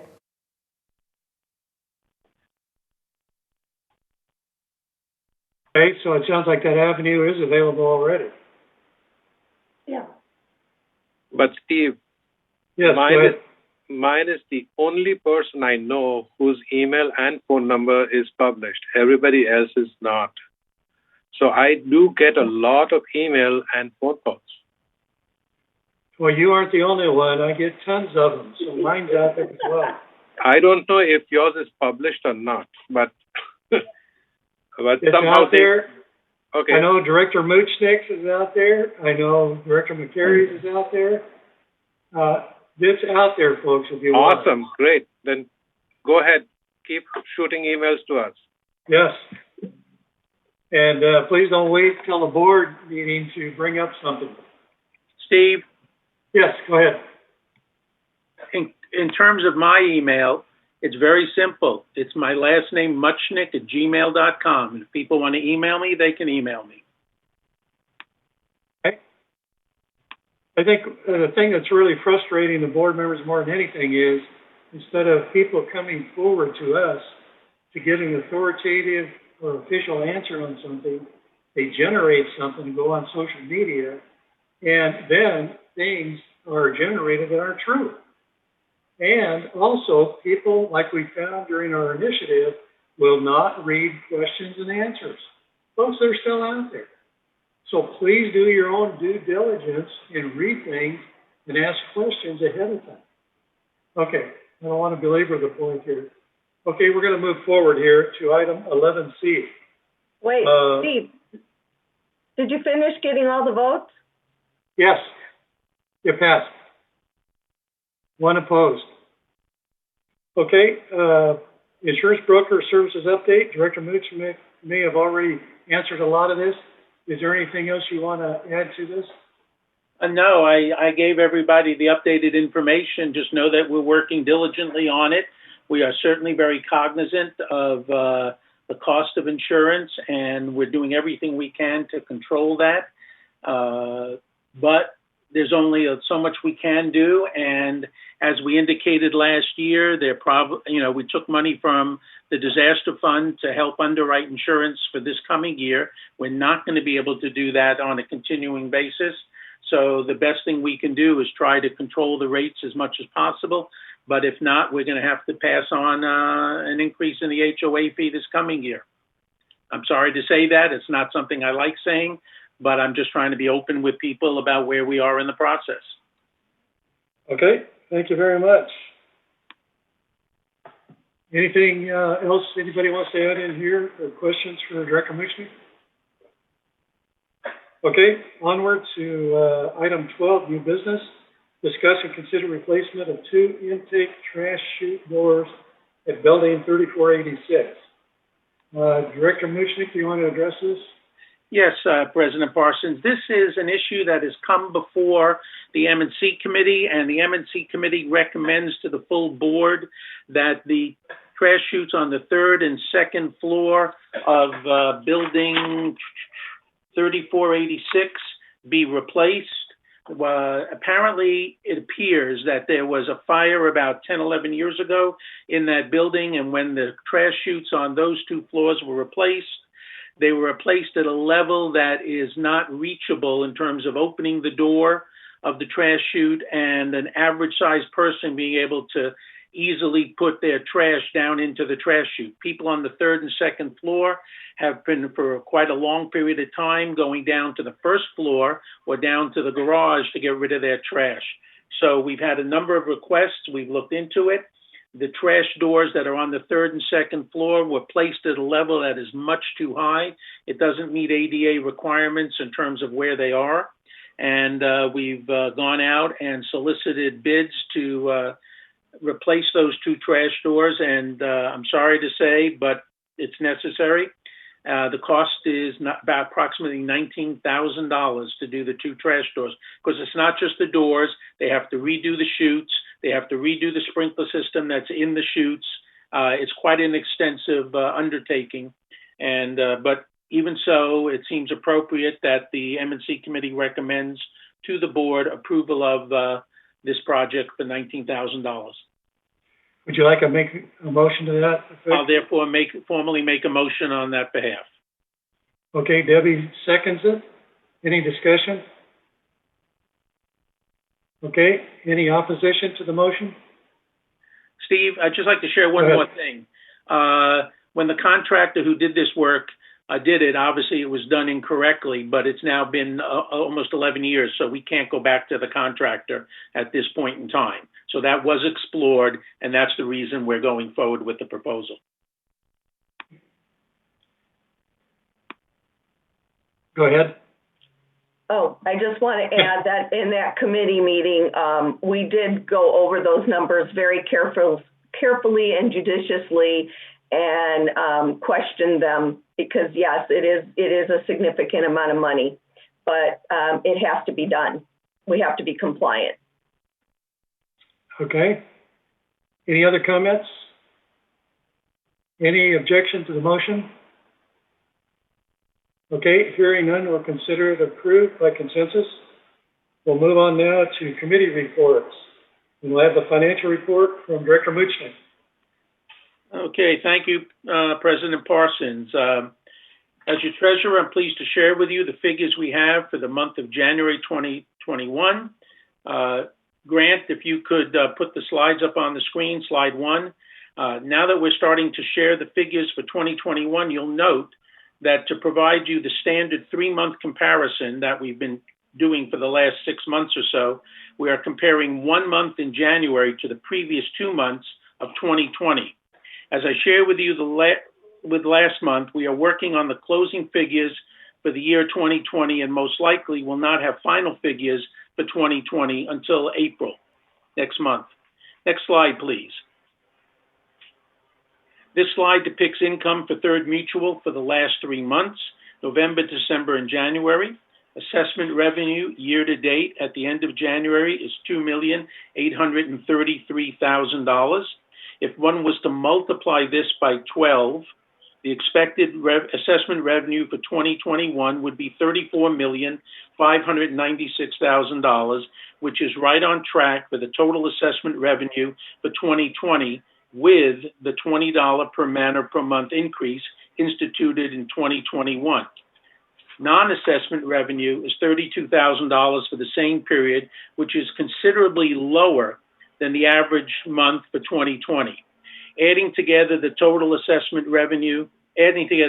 revenue and the non-assessment revenue for January, our total revenue for January is $2,915,000, which you can see in the center part of the chart.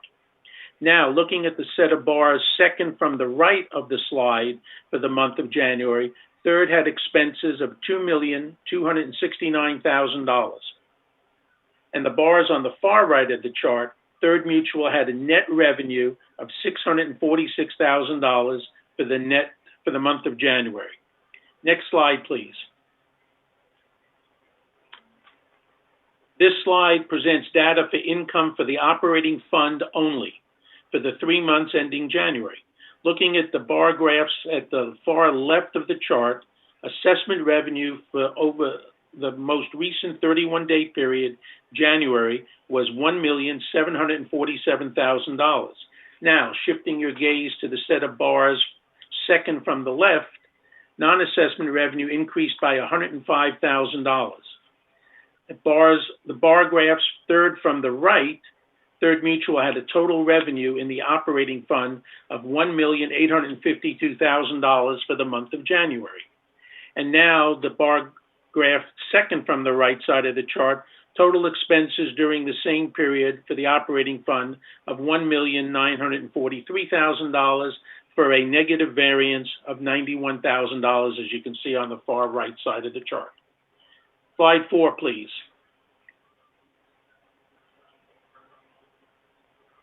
This slide compares our actual revenues and expenses to what was originally budgeted. As can be seen from the far left side, actual and budgeted assessment revenue was, as one would expect, the same. Looking at non-assessment revenue, the second set of bar graphs from the left, the actual is in red, the budget is in green, while the variance is in yellow. The non-assessment revenue had a negative variance of $131,000 of actual over budgeted for year-to-date ending January. Now, looking at the bar graphs in the section second from the right, total expense, one can see that our actual expenses year-to-date were $478,000 less than budgeted. Shifting your gaze to the bar graphs on the far right, Third Mutual is left with $347,000 revenue over expenses for the month of January, a positive variance at the moment. Slide 5, please. This slide provides you with a picture of select budget items and the current variance associated with each for the month of January. You also have the opportunity to see how each of these variances compares to the variance for each category at the end of both November and December. The top bar in the category, which is green, represents the variances at the end of November, while the middle bars, which are gold, represent the dollar amount of variance for each category at the end of December. And finally, the bottom bar in each category, the brown bar, represents the reporting for this particular period, January. As you can see, looking only at the brown bars, Third continues to have favorable variances for each of the categories for outside service, employee compensation, materials and supplies, and net allocation to mutuals for the period ending January 31st. There's been a positive variance in each of these categories for the past 3 months. As was reported last month, we expected the variance for outside services to decrease considerably. That's the one at the very top. If you notice, the green was $3,700,000 for November, $2,037,000 for December, and only $439,000 for the month of January. This is because we continue to receive incoming invoices for the outside services that we're paying off. The last 3 categories have an unfavorable variance. There's been an increase in the usage of water and electricity that has caused the current negative variance. Also, with the very low, almost non-existent interest rate on our bond investments, there's been a loss of $86,000 for the month of January. The Finance Committee is meeting with third financial advisor at its next monthly meeting to assess our portfolio and any changes that may be needed that we would need to make. So we're going to address the issue of the unrealized gain loss on our investments. Okay, slide 6, please. This slide depicts two pie charts, the one on the left for December, while the one on the right is for total non-assessment revenue for the period ending January 31st. This comparison is somewhat misleading since the pie chart on the left is for the total for 12 months, while the pie chart on the right is only for 1 month. As noted earlier, for the month of January, non-assessment revenue was down considerably from the previous month. We are looking into why this is the situation, and we'll have information for you on this next month. However, on the good news side, lease processing fees have increased, as have resale processing fees. We're seeing a substantial uptick in the number of third resales. Hopefully, this will continue. Laundry collection, which is not on the pie chart for the month of January, but you'll notice is on the pie chart for the previous 12 months. It's not on the pie chart for January because there was no collection of the coins during the month of January. So we're expecting next month a report on the laundry collection, and it'll actually represent 2 months' worth of collection in a single month. So anticipate a sizable increase in the percent of laundry monies in the upcoming report for the next month. Next slide, please. Again, this slide depicts two pie charts for comparison purposes. Month over month, third had additional expenses of $2,268,644, which is actually about half of the expenses reported for the month of December. Again, comparing these two pie charts can be somewhat misleading since the pie chart on the left, I once again point out, is for the full 12 months. Comparing the percent for some categories, for example, there's been a sizable decrease in the percent of outside services from 28 to 3%. Expect this to change over the next number of months as more outside services are performed, as the weather gets better and invoices are received. The insurance will continue to be a large expense each month. As you recollect from last year, our premiums went up dramatically, and where we previously shared the total cost of insurance with United and GRF, we are now only sharing the first $425 million, and third is paying the premium for the next $275 million by itself. As stated elsewhere in this meeting, third has engaged the services of a new insurance broker, AJ Gallagher, and is working to manage our cost of insurance while still trying to provide full coverage so members can sleep peacefully knowing they are fully insured as possible. We'll keep you updated on insurance as we proceed. Next slide, please. For this slide, I always like to direct you to first look at the lower right-hand corner.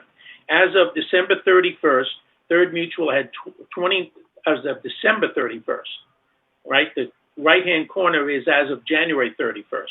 So as of December 31st, Third Mutual had $29,787,000 in reserves and contingencies.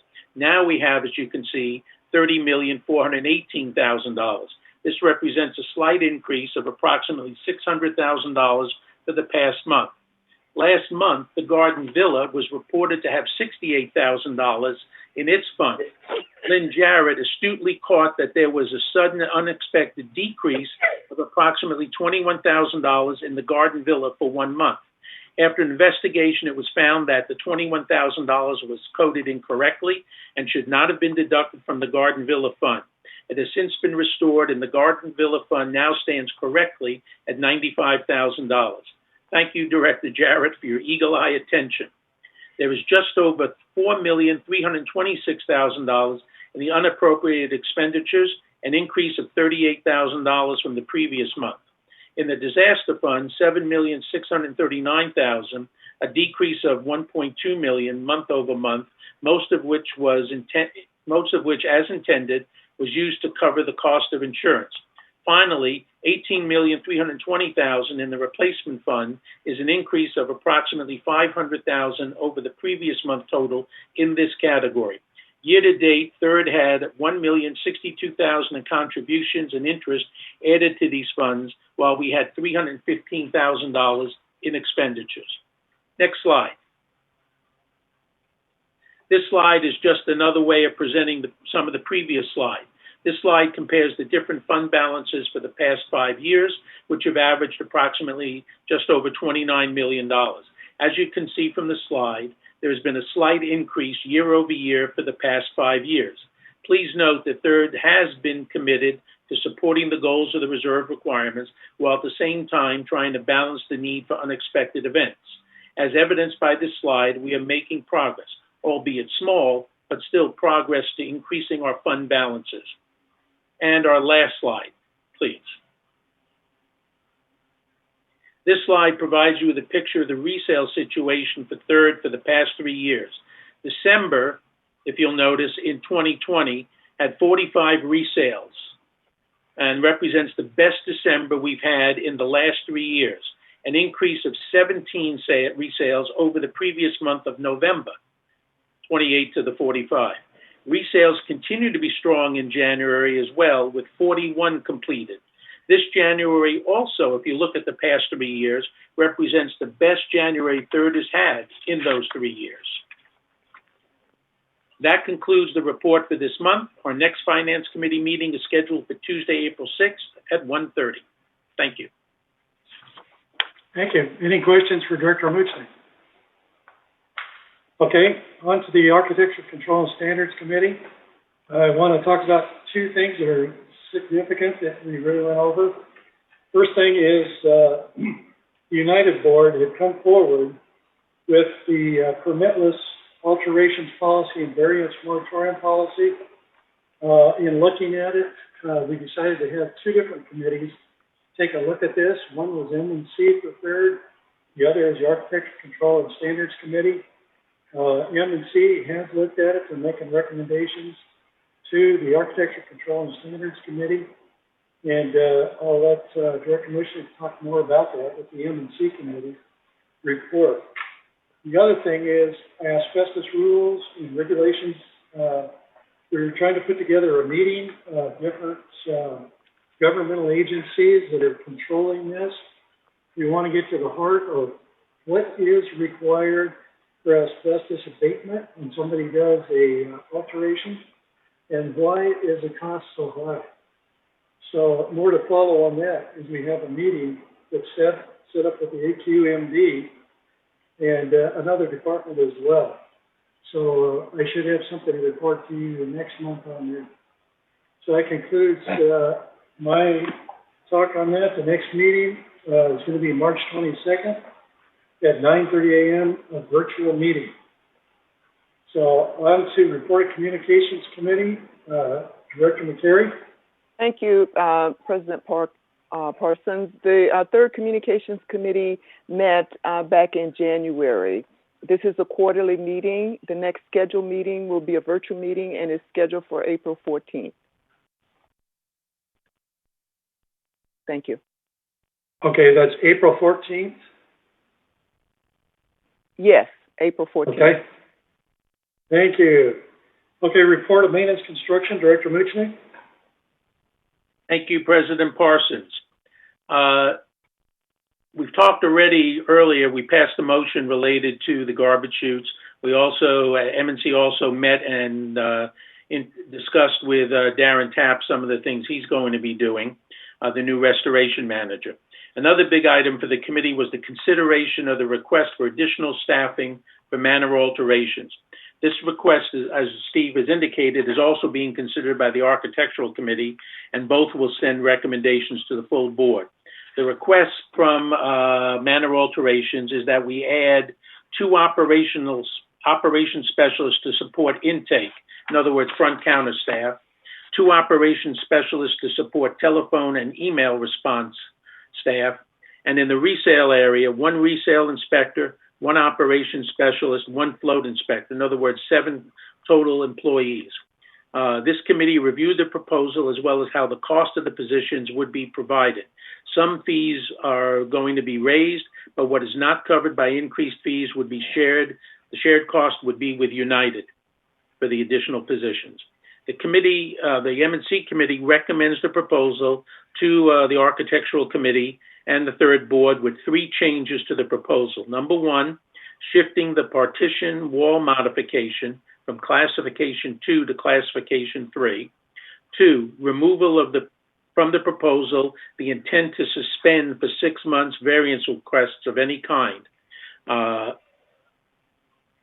The alterations department would like to suspend that for 6 months so that they can catch up, but we just didn't feel that that was appropriate to have all our members have to wait an additional 6 months before they can put a request in, because then the requests would just continue to pile up and all of a sudden there'd be a massive number in 6 months. So we rejected that component.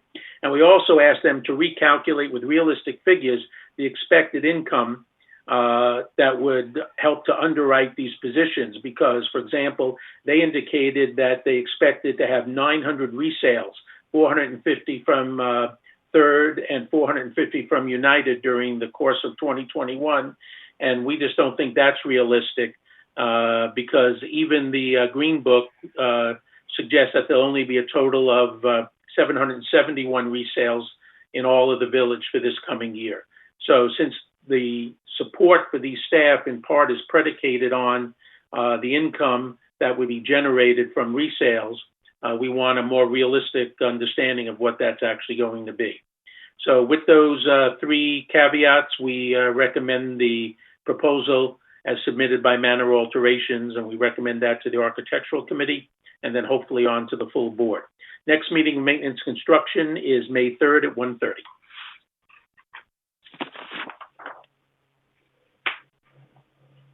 Thank you very much. On to the Parking and Golf Cart Subcommittee. Director Dotson. Yes, thank you. We just met on March 12th and we had a really good meeting. Ernesto and his team presented to us some interesting information regarding the potential for EV chargers. There is a program coming out from SCE that would virtually pay for the vast majority of them, and along with ChargePoint. So that was very interesting. They've identified some potential areas within Third Mutual that could be potential charging stations. We just got that map. Members of the committee will be reviewing those over the next few months. They anticipate that we will apply for the grants probably around June when the grants open up. They're going to be doing grants for the entire community, not just for Third. So that was a very, very interesting presentation. I also had a student team extrapolate what they thought the number of EV vehicles would be over the next 7 years in the village. So that was interesting information. It's a few hundred. Now that could change. The other thing we talked about were some parking issues, and our next, one thing I had asked, and I would like to say this out in the meeting, if there's people who have any parking issues, we're not aware of any, so they should go to resident services so we could address them. But there was one that we resolved, and that was it. Our next meeting is going to be in May, probably the second week of May. We'd like to meet closer to when they might be doing the applications to SE for the rebate program for the EV chargers. The last thing I want to mention is there was $50,000 budgeted for some additional parking spaces. The areas that were identified for new parking were cul-de-sac 212 and cul-de-sac 216. After a careful review of the locations and the needs of that area, it was determined that only 4 golf cart parking spaces were needed in cul-de-sac 212. So we are going to be reallocating that budget money to potentially to the EV, any expenses are associated to EV, but that's not been decided yet. But I did want to say that we are putting that money back aside and it will be reallocated. And that's it.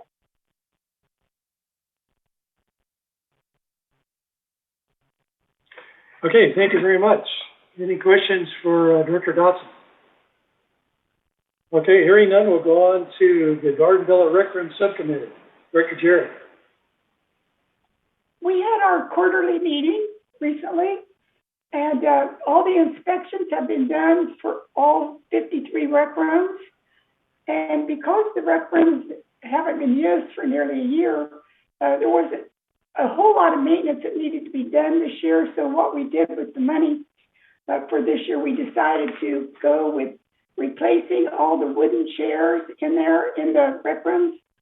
And it's a considerable amount of money when you consider there's going to be 45 rec rooms that have to have new chairs. What they're doing is maintenance is going in and repairing these chairs, but what we're afraid of, somebody's going to fall down and have an accident.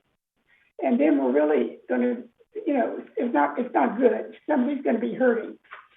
So we don't want to hurt anybody. We decided to use the money to get new chairs and replace 4 small servitors. They're kind of like little kitchenettes that'll be replaced down in Gate 5 in 4 different kitchens. And I think the people are really going to be happy when they come back into the rec rooms and after being gone for a long time and seeing those new chairs, because boy, those old chairs we have are really terrible. So that was really good. The next meeting will be June the 30th at 1:30 p.m. Very much. Any questions for Director Jarrett? Okay, on to report of Landscape Committee. Back to Director Jarrett. Okay, I wrote a nice report and I have slides to show, but I decided today to hold off the slides till next month in the interest of time. So with my report, in the interest of time, I'm going to narrow it down to the most important things. Mr.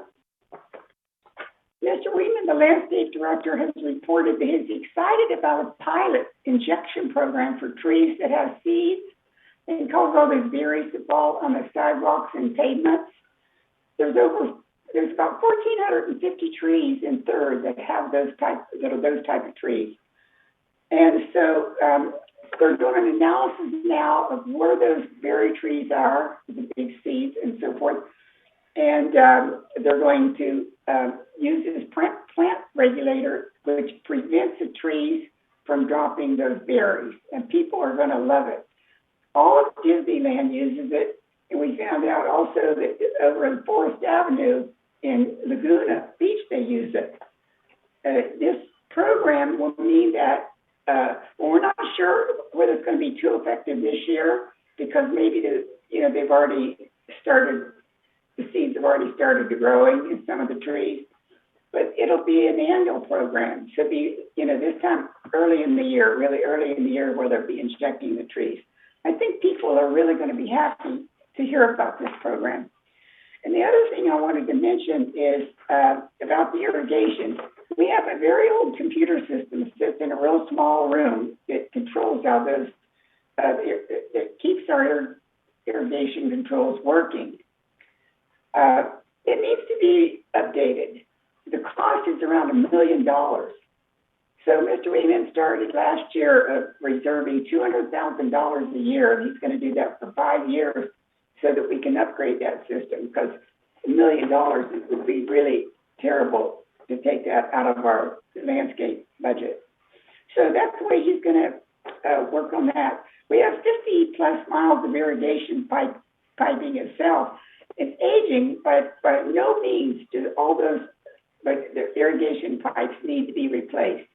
They're repaired when repairs are needed, but they'll never figure in our lifetime be needing to replace the irrigation piping.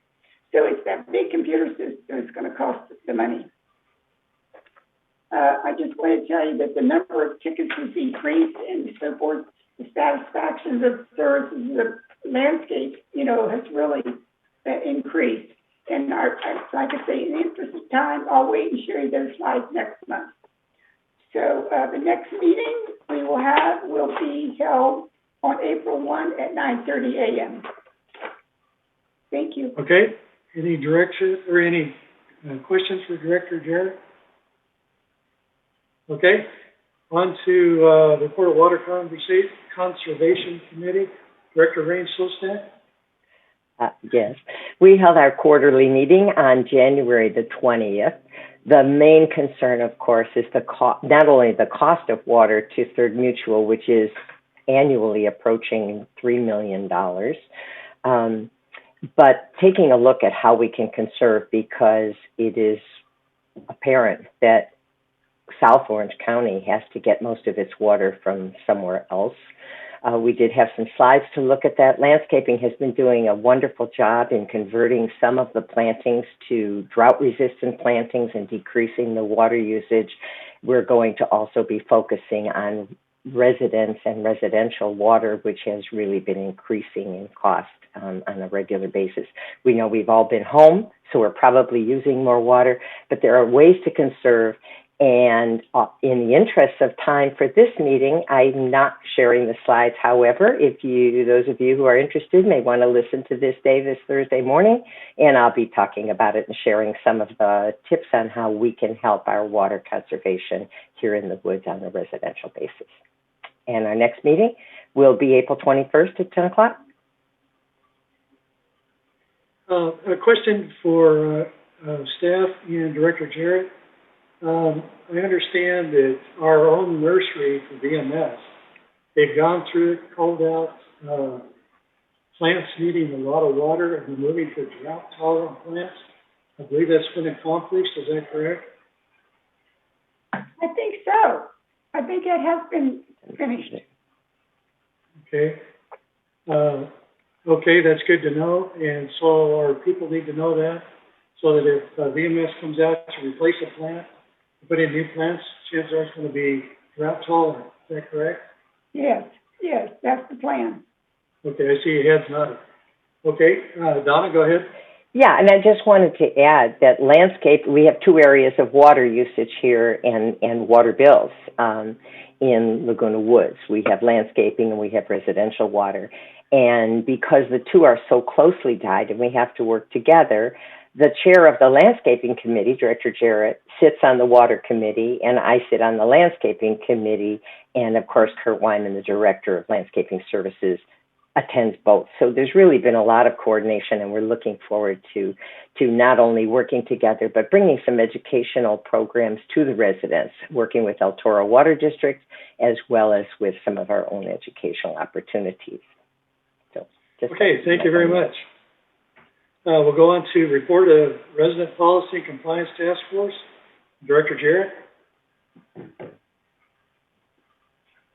Okay, we did meet this month. We did bring you those two policies today. Those were, and I felt good that they were approved, the barbecue policy and the social media policy from this committee. And we will be meeting the next meeting will be May the 5th at 9:30 a.m. Okay, thank you very much. On to GRF committee highlights. Community Activities Committee, Director Karimi.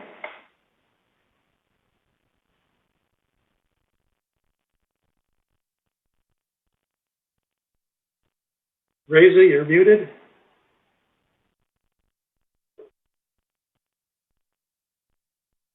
Can you hear me now? Now we can. Go ahead. Okay, sorry about that. I said my internet, I apologize, a little bit spotty. You go in and out.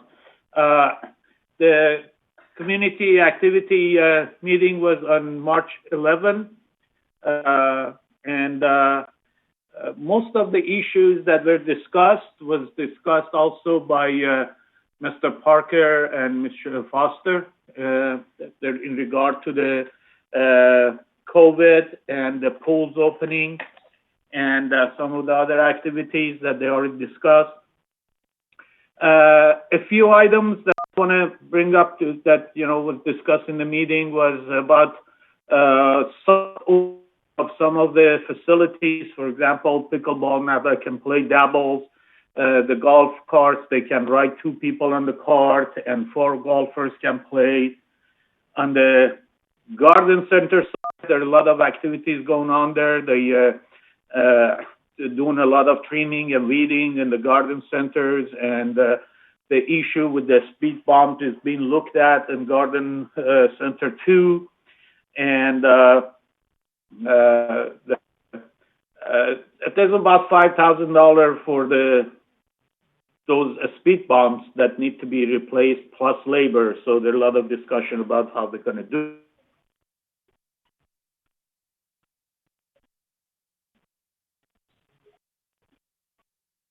Okay, thank you very much. Okay, on to the Equestrian Center Ad Hoc Committee, Director McCary. Thank you, President Parsons. The Equestrian Ad Hoc Committee did meet on March 4th. It was a virtual meeting. A couple of highlights from that meeting. The first one is the Help the Herd corporate sponsorship. It was reported that there has been $5,000 raised already to date, with the goal of reaching $10,000 to help the herd. And so more information will be coming at the next meeting on that issue. Director Brown also reported that the Equine Assisted Living Program is proceeding very nicely with some risk management review. She also reported that the 3 instructors will be independent contractors, which includes a mental health provider, an equine associate, and vetted horses. And also, there is still an active search for school horses for the ridership program. So that search is ongoing, and more information will be to follow on that. The next meeting is to be announced, and it will be a virtual meeting. That is the end of my report. Thank you, President Parsons. Okay, thank you very much. GRF Finance Committee, Director Muchnick. Thank you, President Parsons. The GRF Finance Committee met on the 17th of February, and we had an extensive presentation by SageView. SageView is the financial advisor to GRF Finance Committee as well as to Third and United, and they provided an update on investments for GRF, Third, and United. And for the quarter, there was no trade activity. Year-to-date, net total return was 4.07%. All 3 portfolios, GRF, Third, and United, are heavily allocated to index funds, leading to a very low overall fund expense ratio of just 0.05%. Interest rates today are very low, in the range of 0 to less than 1% for many bonds, which means yields and returns going forward will likely continue to be lower than 1%. SageView suggested considering adding a small equity allocation, perhaps 10%, to the Vanguard's total stock market index. By doing this, SageView believes the portfolio can meaningfully improve its risk-adjusted return profile and create an opportunity to earn rates of return above inflation and closer to 2%. 90% of the portfolio would remain in high-quality investment-grade bonds. For those in Third Mutual, Third had approximately $25 million as of the 31st of December invested through SageView. The Third Finance Committee has asked SageView to present at the next Third Finance Committee meeting so that the committee can consider if it wants to add an equity allocation. Third Director Craig Wayne and I will be speaking with our SageView representation prior to the Finance Committee meeting to set the stage for the presentation and the discussion. The next meeting of the GRF Finance Committee is scheduled for April 21st at 1:30. Thank you.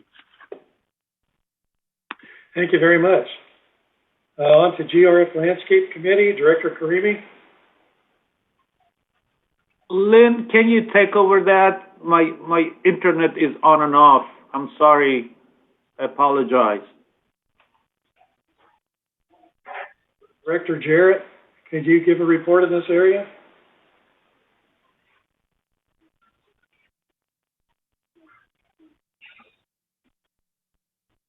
If not, we can come back to that. Okay. Can you hear me right now? Yes, go ahead. If I go out, just cut me off, please. So, okay. I apologize. Okay, on the Landscape Committee was on March 10. The meeting was on March 10. The report was that they're planting annuals at their gates in Gate 1, 5, 7, 8, and 10. So that's going to be going on in April. I think at the Equestrian Center, Annie talked about that. We talked about the capital's plan for irrigation and nursery. The greenhouse shade structure is being assembled. So they're going to put a powerful communication in nursery so they can keep up with the inventory in the nursery. The creek we passed the resolution for $13,000 consulting services for a biologist to look at the cattails before they've been cut.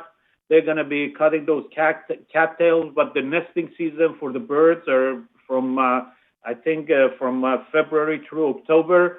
So they're going to work on that from the upstream of the creek, 100 yards. Every other 100 yards, they're going to do the cutting in order not to disturb the nesting birds. And there was a question regarding the mulching mowers and staffing for that. That was pretty much going to be in the, we're going to bring it into the landscaping committee also before those final approval or at least or input from the third on that issue. That's the report for that. The next meeting is June 9th. Thank you. Okay, thank you very much. Okay, GRF Maintenance Construction Committee, Director Frankel. The meeting was held on February 10th. The next meeting will be April 14th. We discussed a number of issues, but the 800-pound gorilla is the driving range, and it's somewhat contentious. The total cost is the total conceptual cost is $686,000.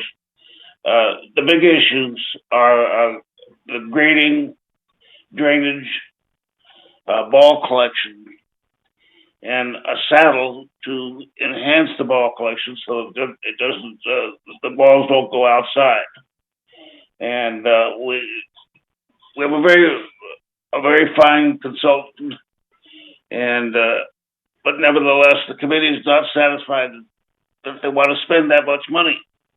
And so we're going to get another opinion of another consultant to review the total driving range concept.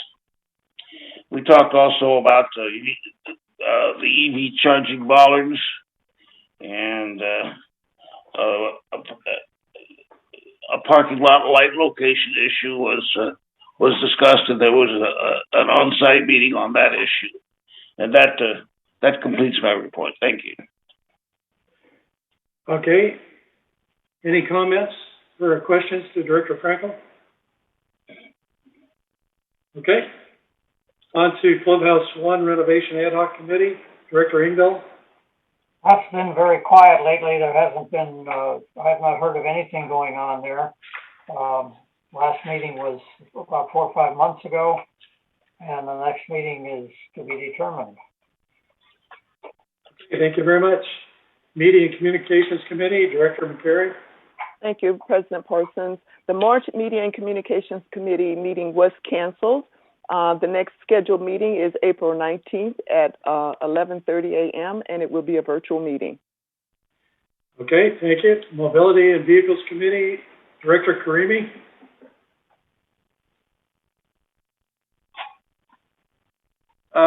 Our next meeting is April 8th on that. We didn't have a meeting. No report. Thank you. Okay. Security and Community Access Committee, Director Botta. Security and Community Access Committee meeting was held on February 22nd. In that we had all the usual conversations about the reports that were discussed by Chief Carlos. And the main item we discussed was Fire Alert, which is a device which is being considered to be installed in the kitchens that is connected to the stove to prevent fire. And it is still under discussion, trial. A certain number of units will be tried with, like a test, a pilot program, and a decision will be made whether it is going to be installed with the cost of to the mutual or to the resident. Decisions have not been reached yet. Our next meeting is going to be April 26th. Thank you. Thank you. Disaster Preparedness Task Force, Director McCleary.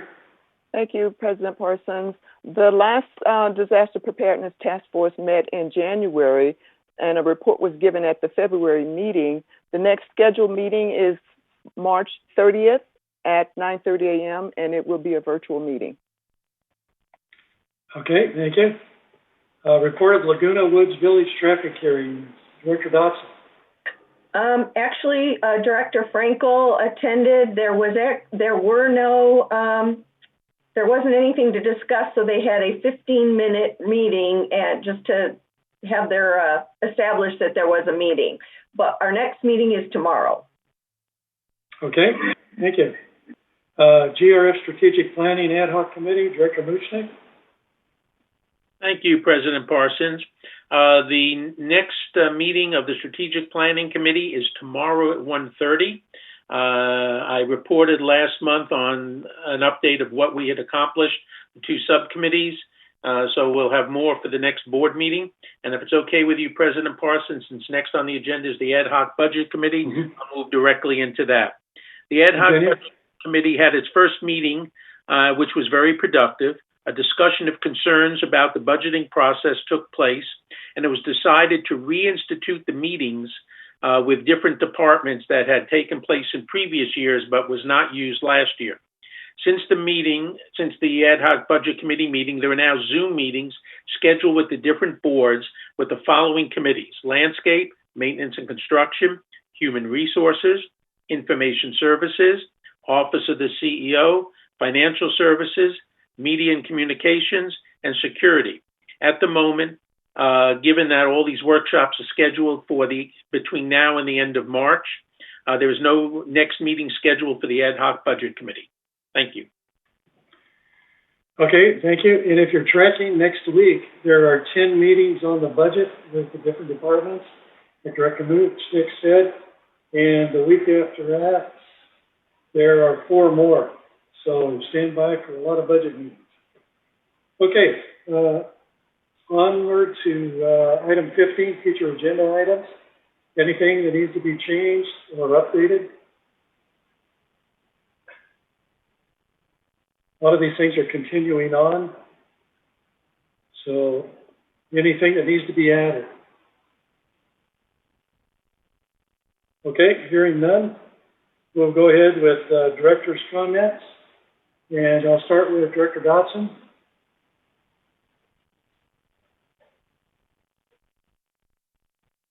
Thank you. I just have a couple final comments. I want to again recognize the hard work of Eileen and the whole VMS team who made vaccinations in the village a reality. This was something remarkable, and we are very lucky and fortunate that we were able to partner with Memorial Care to facilitate that. I just want to really reiterate how unusual that was that this was able to be done, and to thank them for going out to those who couldn't get out there and making sure that they got vaccinated. And I want to go way back to something, and Director Botta also said this, is I do believe that at this point we should work diligently to remove any remaining issues with our management that is lingering from the ransomware. And I do hope that VMS management can speed up the process to take away that escrow requirement very soon. And other than that, it was a good meeting, and I appreciate that residents were able to speak in person and also to email us. And again, I'm always happy to hear from anyone. Thank you. Thank you. Director Rain Sostak. Yeah, great meeting. And the only comment I do have is in relationship to that vaccination program. This was the most amazing collaboration that I've seen in a long time. We had the collaboration between Memorial Care, the hospital, because it wasn't just the hospital. There were people from Memorial Care that also came down and served. Many of the board of the hospital were there on the lay side as well as on the professional side. But I did want to just mention that Eileen, who of course just did amazing work, was highlighted at yesterday's hospital board meeting, and they talked about the amazing work they did, and also commented on how pleasurable and how rewarding it was for them as professionals to work with everyone here, and how rewarding it was to be able to participate and provide the vaccines for so many of our residents. So it was just one of those win-wins, and it was really great to see. But I did want to make sure that Eileen knew that they acknowledged all that she has done and the pleasure of working with her. And Nat, great meeting. Jared? Did you call for me, Steve? Yes, please. Okay. I want to ditto what both Debbie and Donna said. Really, Eileen has been wonderful. And also, it's great that Jeff has keeps giving those updates that we look forward to on TV6 and at the board meetings. But Donna, I want to also say thank you, because I'm not sure, I'm proud of you, that one of our own board members could be one of the vaccinators. So thank you so much. And I thought we had a good meeting today. It was productive, and I appreciate everybody's support. And see you in a while. Thank you. Okay, thank you. Director McCary? I don't have any other comments. Thank you, Director Parsons. Frankel? The only comment I have is about tomorrow's traffic committee meeting. There's only 2 violations we'll be discussing. I'm not sure why the number of violations has dropped. It's probably got to do with this, the COVID issue, but anyway, we will be meeting again, traffic tomorrow. Okay, thank you. Director Muchnick? Lynn Jarrett stole my thunder in thanking Director Sozak for giving out the vaccines. She did a wonderful job, and thank her for volunteering, especially thanking also Eileen for absolutely outstanding work. She was there day in and day out, 10, 12 hours a day. She brought family to help out and everything, so she deserves a tremendous round of applause from everybody in the village. And the last thing I'll say is I appreciate the fact that we've moved to Zoom, so now that we can have face-to-face interaction with our members. I think that's very positive. Thank you. Thank you. Director Botta? Thank you. I have 1 or 2, 3 things to say. First of all, Debbie, you stole my thunder because I was going to thank Eileen for her leadership and hosting this thing so well and making it possible for all our residents to get vaccinated, which is really tough to get outside the village. Also, I want to thank all the directors who volunteered their time and helped out at this event. Although I should not understate the work that our VMS staff did to get this thing done, the security and our management staff. The other thing I want to reiterate is that we need to work harder to get this escrows closed faster and prevent this $10,000 thing being held from the sellers. So it's not a burden to some people. So please pay attention to that and get it done as soon as possible. Lastly, I think some of you like to use Zoom, but Zoom is a handicapping software. Our GoToMeeting that we used had so much control for the user, as well as they have the same capability through a thing called GoToWebinar. It can host up to 3,000 people if you need to. So it is not a small company. They have been in business since the early 90s. Anyway, those are my comments. Please review it. Zoom, I hate to use because it can infiltrate on your private information. So in the big picture, I would still prefer to go with the GoToMeeting program. Thank you. Okay, thank you. Director Wayne. You calling me? Go ahead. Go ahead, Reza. Sorry about that. Everything that's said about COVID and all the things, also, I want to recognize all the members' participation in this meeting. That's extremely important.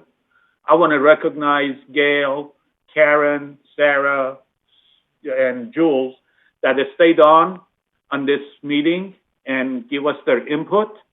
That helped us to improve the processes. We appreciate that. I hope in the future we have more people participating and more people giving us their input so we can, do better job. We are not perfect. We want to be perfect, but, the help of the members is going to be very appreciated. I recognize them that they supporting us and helping us to achieve our goal for the community. So their members, everything that we do is for the members, and their input is extremely appreciated. I want to thank him to stay with us and help us to improve things. That's my call. Okay, thank you. Director Engel. No other comment except to add my appreciation to everybody involved with the COVID-19 program. I think it just went amazingly smooth. The longest I had to wait in line was maybe 3 or 4 minutes. That was about it. I thought it went really well. Thank you. And that's all. Thank you. Okay. Director Wayne, Craig Wayne. Yes, I would like to mention the fact that I was one of Donna's victims. So I went in, and of course, she's got a mask on. I don't recognize her. And she looks at me and she says, "Craig, this is me, Donna." and apparently she's done this before because it was totally painless. So thank you, Donna. I also think that this was a good meeting. I think it was good that we could have the people from the outside talking to us in the manner that they have today. And I'd like to see that we find some way to continue with this process in the future. Thank you. Thank you. Donna had a last minute comment. Yes, my only comment was that the reason Director Muchnick was knew that I was there vaccinating is because he was there even more than I was. And so your board was well represented over there, and I think I saw Jeff over there as well from time to time. So it's just been quite an amazing thing, but I didn't want Director Muchnick to go unnoticed because, in fact, he was there even more than I was. So it was great. Thank you. Jeff, parting comments on the open? Nothing. You're muted. Okay, Siobhan? Yes, I just want to echo everyone's appreciation of Eileen and all the resident volunteers, including our board members. Just thank everyone for their wonderful teamwork to make this happen. Okay. Is Jeff having problems with his mic there? I can't hear you. Okay. We'll continue on. Eileen, do you have anything you'd like to say? Well, that was certainly very nice to hear. Thank you very much. And I just want to remind everybody, it really did literally, pardon the cliche, take a village. And it was hundreds and hundreds and hundreds of people. We do have a little wrap-up work to do. We're not going to leave anybody not taken care of. So we had a meeting last night. I won't go into the details, but we're not going to. Our goal is to leave no necessary arm unvaccinated. So you'll hear some more details. But again, it was such a great example of what private enterprise can do when everybody comes together. And Donna was amazing, as were several of our other residents who are RNs who came out of retirement to help. So I just am very proud. It's everything that's good about the village, and I'd like to kind of continue to concentrate on that. So thank you. Okay, thank you. Cheryl, any parting comments? I have no comments. Thank you. Okay. Is Grant on? Does he have any comments? I have no comment, President Parsons. Thank you. Thank you for keeping us organized in our meeting today, Grant.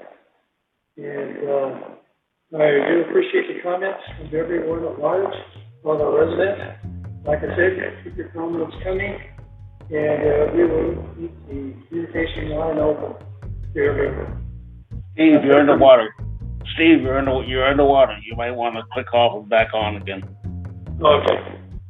Okay, we'll recess now until 12:30 and then come back on. Thank you very much. Steve, I need to talk to you. I'm going to give you a call. Okay.